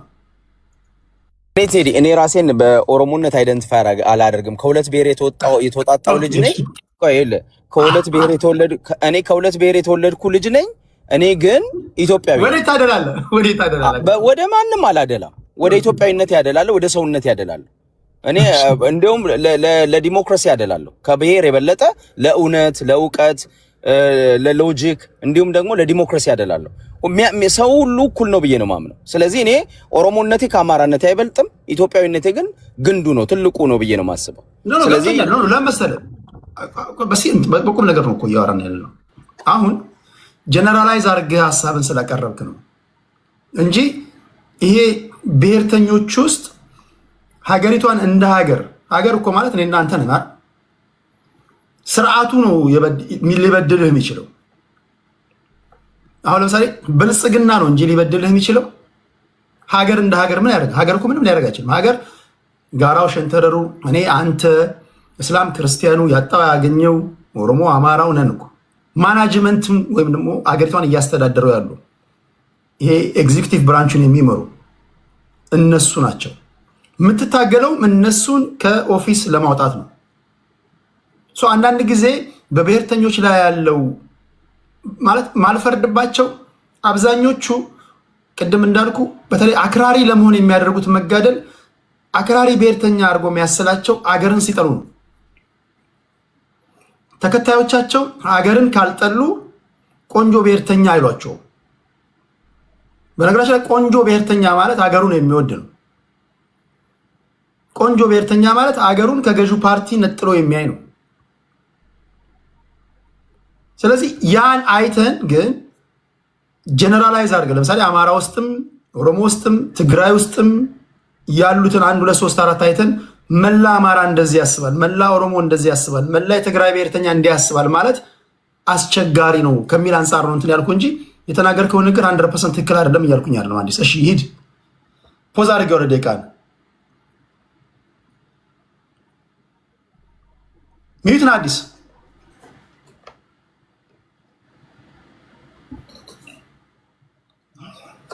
አዲስ ታይምስ ሚዩት ነው እያወራ ከሆንክ እሺ። ስልክ ገብቶበት ከሆነ ሲመለስ ይጨርሳል። ወደ ቅድስታችን እንሂድ። ቅድስት 5 ደቂቃ አለሽ። አመሰግናለሁ ቴዲ። ሌት እየገባሁ በጣም ሶሪ፣ ሰዓታችን በቃ በጣም ተለያይቶብኝ ነው። በጣም ይቅርታ። እሺ እኔ ከቅድም ጀምሮ ስታነሷቸው የነበሩት ነገሮች ላይ ትንሽ ጠቅለል አድርጌ ነው ማለት የምፈልገው። የኢትዮጵያ ፖለቲካ ልክ የዓለም ፖለቲካ ሼክ እያደረገ አንድ የሆነ አቅጣጫ እንደሚፈልግ አይነት ሁሉ የእኛም ፖለቲካ ወደዛ እየሄደ ያለባቸው ሁኔታዎች አሉ። የዓለም ሀያላን የነበራቸውን የበላይነት አስጠብቆ የመሄድና አዳዲስ የበላይ በእኛ መንገድ ደግሞ ተራው የኛ ነው የሚሉ ሌሎች ሀገሮች ደግሞ የነበረውን የበላይነት ለመውሰድ የሚያደርጉት ትንቅንቅ ውስጥ የገባንበት ሁኔታ አለ። እነዚህ ትንቅንቆች በተለያየ ቦታዎች ላይ ሲካሄዱ ቆይተው አሁን ተራው የአፍሪካ ሆኖ መጥቷል። በተለይ አፍሪካ ቀንድ ላይ መጥቷል። እዚህ ውስጥ ሀያላኑ መጥተዋል። መካከለኛ የሚባሉ ሀገሮች መጥተዋል። እንደነ ሳውዲ አረቢያ እና ዩኤኢ ያሉ ሀገሮችም ፍላጎታቸውን ይዘው መጥተዋል። የቦታው የአካባቢው ባለቤቶች የሆኑት ደግሞ አፍሪካውያን የሆኑት ደግሞ ሀገሮች ኢትዮጵያ፣ ኤርትራን እና እነ ጅቡቲን እዚህ ቀጠናው ላይ ያሉት ግብፅን ጨምሮ ያሉ ሀገሮች እነሱም የየራሳቸውን ጥቅም ለማስጠበቅ ከሚመስሏቸው የኔንም ጥቅም ያስጠብቃሉ ከሚሏቸው ሀያላንና መካከለኛ የሚባሉ ሀገሮች ጎን ተሰልፈው ፖለቲካው ሼክ እያደረገ ነው ያለው። እዚህ ውስጥ የዓለም የፖለቲካ ስርዓት አርጅቷል፣ አዲስ ነገር ይፈልጋል። በዚህ ውስጥ እነዚህ የና አሜሪካንን ጦርነት ጨምሮ ይዞ የመጣው አዲስ አሰላለፍ ሊያሳየን የፈለገ ይመስለኛል። በዚህ ውስጥ የኛ ሀገር ችግር ውስጥ ወድቃ እናያታለን። እንግዲህ በዋናኛነት የአፍሪካ ቀንድ ላይ ያለው በተለይ ኢትዮጵያ ውስጥ ላሉት ነገሮች በዋነኛነት የዚህ ጉዳይ ባለቤት ናቸው ብዬ የማስበው ኢትዮጵያና ግብጽ ናቸው ብዬ ነው የማስበው። በሁለቱ ሀገሮች መካከል የሚደረጉት ትንቅንቆች ፕሮክሲ ዋሮችን እያስተናገዱ ያለበት ሁኔታ አለ። ግብጽ በቀጥታ ከኢትዮጵያ ጋር ጦርነት መግጠም አትፈልግም። በኢትዮጵያ ዙሪያ ያሉ ሀገሮችን በሙሉ በተለያየ መንገድ አሰልፋ ኢትዮጵያን የደቀቀች ኢትዮጵያን ስለምትፈልግ ጥቅሟን ልታስጠብቅ የፖለቲካ የበላይነቷን መውሰድ የምትችለው የወደቀች እርስ በርሷ የተከፋፈለች ሀገር ስለምትፈልግ ፕሮክሲ ዋሯን ኢትዮጵያ ውስጥ ማምጣት ትፈልጋለች። ይህንን ነው እየሰራች ያለችው። ለዚህ ዋነኛዋ ታዛዧ ደግሞ ኤርትራ ነች።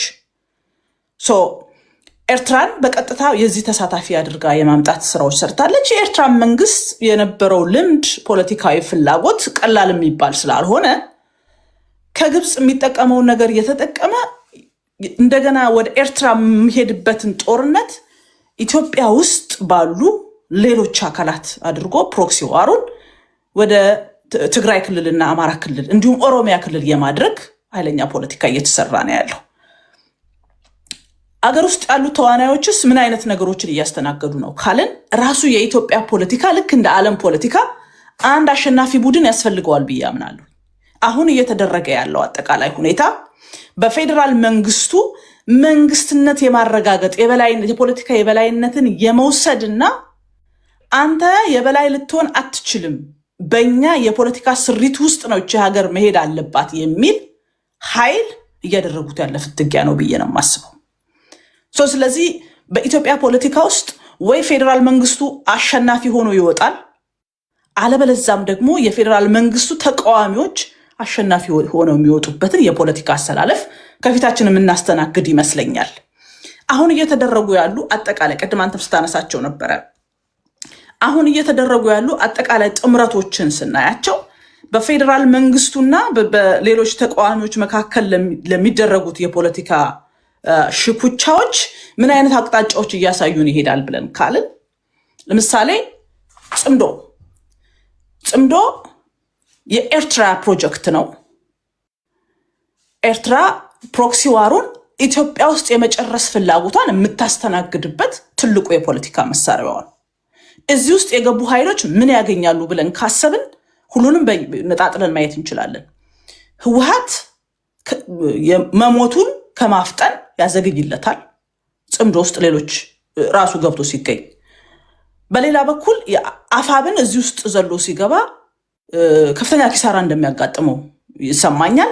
በተመሳሳይ ኦነግም እዚህ ውስጥ ሲገባ መሰረታዊ የሚላቸውን ቤዙንና የፖለቲካ ሀሳቢውን ንዶበት ራሱ ከተነሳበት ማህበረሰብ ዓላማና ፍላጎት ውጪ የሚያደርገው እዚህ ጽምዶ ውስጥ ደግሞ ዘለው ሲገቡ ፈላጭ ቆራጭ ሳይሆን ታዛዥ ገረዶች ሆነው የሚገቡበት የፖለቲካ አሰላለፍን ይዞ ይመጣል የሚል እምነት አለ። እሺ በዚህ አሰላለፍ ውስጥ የሚያተርፉት ኢሳያስ ያተርፋል፣ ፕሮክሲ ዋሩን ሀገር ውስጥ ያደርጋል። ህወሓት ያተርፋል፣ ምክንያቱም ሌሎች አጋዥ ኃይሎችን አምጥቶ በፈለገው በራሱ መንገድ ተላላኪ ኃይሎችን ያፈራል ማለት ነው። እዚህ ውስጥ የገቡት ግን እንደ ኦነግና ኢሳያስና አብይ ችግሮቻቸውን ከፈቱስ እዛ ጋር የፖለቲካ ጨዋታ ሊጫወት እንደሚችል ምንም ጥያቄ የለውም። እንዲህ አይነት ነገሮች እየቀጠሉ ከመጡ የፌዴራል መንግስቱ የፖለቲካ የበላይነቱን አስጠብቆ ስለሚወጣ እንደተለመደው ነጣጥሎ ይመታቸዋል። እርስ በርስ አንዱን እንዲበላ ያደርገዋል። አለበዛም ደግሞ ከዋናው ጋራ እዚህ ያሉትን እንደ ጥቃቅንና አነስተኛ ቆጥሮ ከዋናው ጋራ ሄዶ ተወያይቶ ችግሩን ፈቶ ይመጣል ማለት ነው። ያን ጊዜ እዚህ ውስጥ ገብቶ የሚተራመሰው በሙሉ የማህበረሰቡን የተነሳለትን የፖለቲካ እሳቤ ፍላጎት በሙሉ ዜሮ ከቶበት የሚሄደው ጨዋታ ሊመጣ እንደሚችል በትክክለኛነት ምክንያቱም እዚህ ጋር የፓወር ጉዳይ ነው። ወይ አሸንፎ ሀገሪቷን ጠቅልሎ ይገዛል፣ አለበለዛ ደግሞ ስልጣኑን ለነሱ አስረክቦ ይሄዳል ማለት ነው። በመንግስታት ታሪክ ውስጥ ስናይ እንዲህ አድርጎ የሚሄድ የአፍሪካ የኢትዮጵያ የፖለቲካ ስርዓት ልምድም የለንም። ስለዚህ እዚህ ጋር የሁለቱን ሽኩቻዎች በደንብ አድርገን የኢትዮጵያን ቀጣይ ዕጣ ፈንታ የሚወስንበት የፖለቲካ አሰላለፎችን የምናይበት ነው። አሴን አማራ እንዲህ አይነት ጥምረቶች ሲደረጉ በጣም ቆም ብሎ ማሰብ ያስፈልጋል። በደንብ ማህበረሰብህን ያሰባሰብክበትን የተነሳህበትን እውነተኛው ምክንያቱን እንዲህ አይነት በማይረቡ በማታዝበት በምትላላክበት የፖለቲካ አደረጃጀቶች ውስጥ ገብተህ የምትዋኝ ከሆነ ይሄ ጉዳይ መልሶ ራስህን የሚበላ ማህበረሰብን የሚያዋርድ የፖለቲካ ሂደቶች እየበጡ እንደሆነ መታዘብ ያስፈልጋል ማለት ነው። ቴንክ ዩ ቴዲዬ። አንድ ደቂቃ ትሰጠኛለህ? 30 ሰከንድ። እሺ ስኮርፒዮ ያለው ላይ ማንሳት የምፈልገው ነገር አለ። አንዳንዶች አንስተዋቸው የነበሩ ልክ አሁን ስኮርፒዮ እንዳነሳው በተለይ ኦነግ አንስተዋቸው የነበሩ የመታገያ ጥያቄዎች አልቀውባቸው ግራ ገብቷቸው እራሳቸው ያወጡትን ህገ መንግስት አሁን ኦነግ ህገ መንግስቱን ካረቀቁት ውስጥ ህገ መንግስት እንዲኖር ካደረጉት ውስጥ አንዱ ነው። ዋናው ተዋናይ ነው። ህገ መንግስቱን ራሱ አርቅቆ የመጨረሻ መታገያ ጠፍቶበት ግራ ገብቶት የፌዴራል ሪሶርስን ፌዴራል የሀገሪቷን ትልልቅ ሪሶርሶች ማስተዳደር የለበትም የሚል ራሱ ወደዋለሁ ሞትለታለሁ ህገ መንግስቱ አይነካብኝ የሚለውን እሳቤ ከራሱ ጋር መልሶ እንዲጣላ ሲያደርገው ታያለህ። እና አንዳንዶች እንትናቸው ጥያቄዎቻቸው ተመልሰው አልቀው ግን ሱስ የሚመስል ሀገርን የማተራመስ መከራ የመክተት አይነት እንትኖች ውስጥ ተሸንቅረው እስካሁን ድረስ እናገኛቸዋለን። ቴንክ ዩ ቴዲ። ጥያቄ ሁሉም ከተመለሰማ ታዲያ ትግሉ ታዲያ ምን ሊሆኑ ታጋዮች ሊጠፉ ነው ማለት ነው። አንድ ቦታ ላይ እንደውም የሆነ ቦይ ለዘመናት ውሃ እየቋጠረ የሚያስቸግር ቦይ ሁልጊዜ ፖለቲከኞች ያን ቦይ እያሳዩ ነው ህዝብ የሚያደራጁት ገንዘብ ምናምን የሚሰበስቡት እና የሆነ ቀን ያ ቦይ ቀን ወጥቶለት ሊጠገን ሲሄድ እነዚህ የአካባቢው አክቲቪስቶች ህዝቡን አስተባብረው ቦዩን ሊጠግኑ የመጡ ሰዎችን አሳደዷቸው እና ሁልጊዜ ቦዩን ለመጠገን የመጡ ሰራተኞች ይሳደዳሉ እዛ አካባቢ እና ምንድን ነው ምናምን ሲባል አክቲቪስቶቹ ይሄ ቦይ ከተጠገነማ ታዲያ በምን ልታገል ነው ምናምን። ፖለቲከኞች መታገያ አጀንዳ ያስፈልጋቸዋል። ግን መታገያ አጀንዳ ሲባል እንደው ስራ ከምፈታ ልጄ ላፋታ አይነት ነገር ሳይሆን ቫሊድ የሆነ ነገር ላይ ትውልድ የሚያሻገር ልጆች የሚያድጉበት ሀገርን የሚጠቅም እውቀት ሊሆነን የሚችል ነገር ቢሆን ጥሩ ነው። የሁላችሁንም የመታገያ አጀንዳ አንደርስቲሜት እያደረኩኝ ሳይሆን ሁሉም ትግል አሁን የሌላ ሀገር ፖለቲካ ኮሌክቲቭሊ ቤኔፊት የሚያደርገው ሀገርን ነው ለሀገር ካላቸው እሳቤ ነው እና እንደዛ ቢሆን ለማለት ያህል ነው። ሁላችሁንም ከልብ አመሰግናለሁ። ክብራትና ክብራን በጣም በጣም የሚከበሩ ሰዎች ናቸው መጥተው የነበሩት። ከልብ ነው አመሰግነው። ፖለቲከኞች አጀንዳ ስትቀርጹ እኛ እኮ እናልፋለን ጎበዝ። አሁን እዚህ ውስጥ ያላችሁ በሙሉ ሁላችሁም አሁን አንዳንዶቻችሁ ልትሞቱ አንድ ሐሙስ የቀራችሁ ናችሁ። ማን እግዚአብሔር ማንን ቀድሞ እንደሚወስድ አይታወቅም። ቢያንስ ለትውልድ ማሰብ እኮ አለብን እኮ ለምትወልዷቸው ልጆቻችሁ እንዴ። ፖለቲከኛ እኮ ለትውልድ ማሰብ አለብን። የጋራ ምሰሶ እንዳይነቃነቅ እኮ መጠንቀቅ አለብን። አመዶ እኛ ጊዜያችንን የምናጠፋው ወይም በማስተማር መሆን የለበትም። ታልፋለህ፣ ትሞታለህ፣ አንዳንድ ራስን ታጠፋለህ፣ አንዳንድ በመኪና አደጋ፣ አንዳንድ ታመህ እግዚአብሔር ከክፉ ይጠብቃችሁ። ግን ልጆች ደግሞ ህፃናት ማደግ አለባቸው። እድሜ ልክህን ጥላቻ ምናምን አይደለም መስተንተን ያለብን። ከአብራክህ የሚወጡ ልጆችን ተጠቃሚ የሚያደርግ መሆን መቻል አለበት። ከቀናነት መሆን አለበት። ህዝብ ከገባበት ችግር የሚያወጣ መሆን መቻል አለበት። ይሄ ስራ አጥን ወይም ደግሞ በኢኮኖሚ የደቀቀን ማህበረሰብ ከገባበት ችግር ሊያወጣው የሚችል ዜጎቻችን ከቦታ ቦታ በነፃነት እንዴት ሊዘዋወሩ እንደሚችሉ ነግደው የሚያተርፉበት ተጋብተው በሰላም የሚኖሩበት ወላሂ የምታሳድግበት ኢንቫይሮንመንት እንዲፈጠር ነው ማቀንቀን ያለበት እና ሁላችንም ፕሪቴንድ ማድረግ ያለብን ከዚህ ከደቂቃዎች በኋላ ህይወታችንን በማንኛውም ሰዓት ልናጣ እንደምንችል ነው ማሰብ ያለብን። እንደዛ ስታስብ አትሊስት ቀናነት ይኖረናል የሚል እምነት አለኝ። ዩቲዩብ ላይ ያላችሁ በሙሉ ላይክ፣ ሼር፣ ሰብስክራይብ ላደረጋችሁ ልባይ ምስጋና ይድረሳችሁ።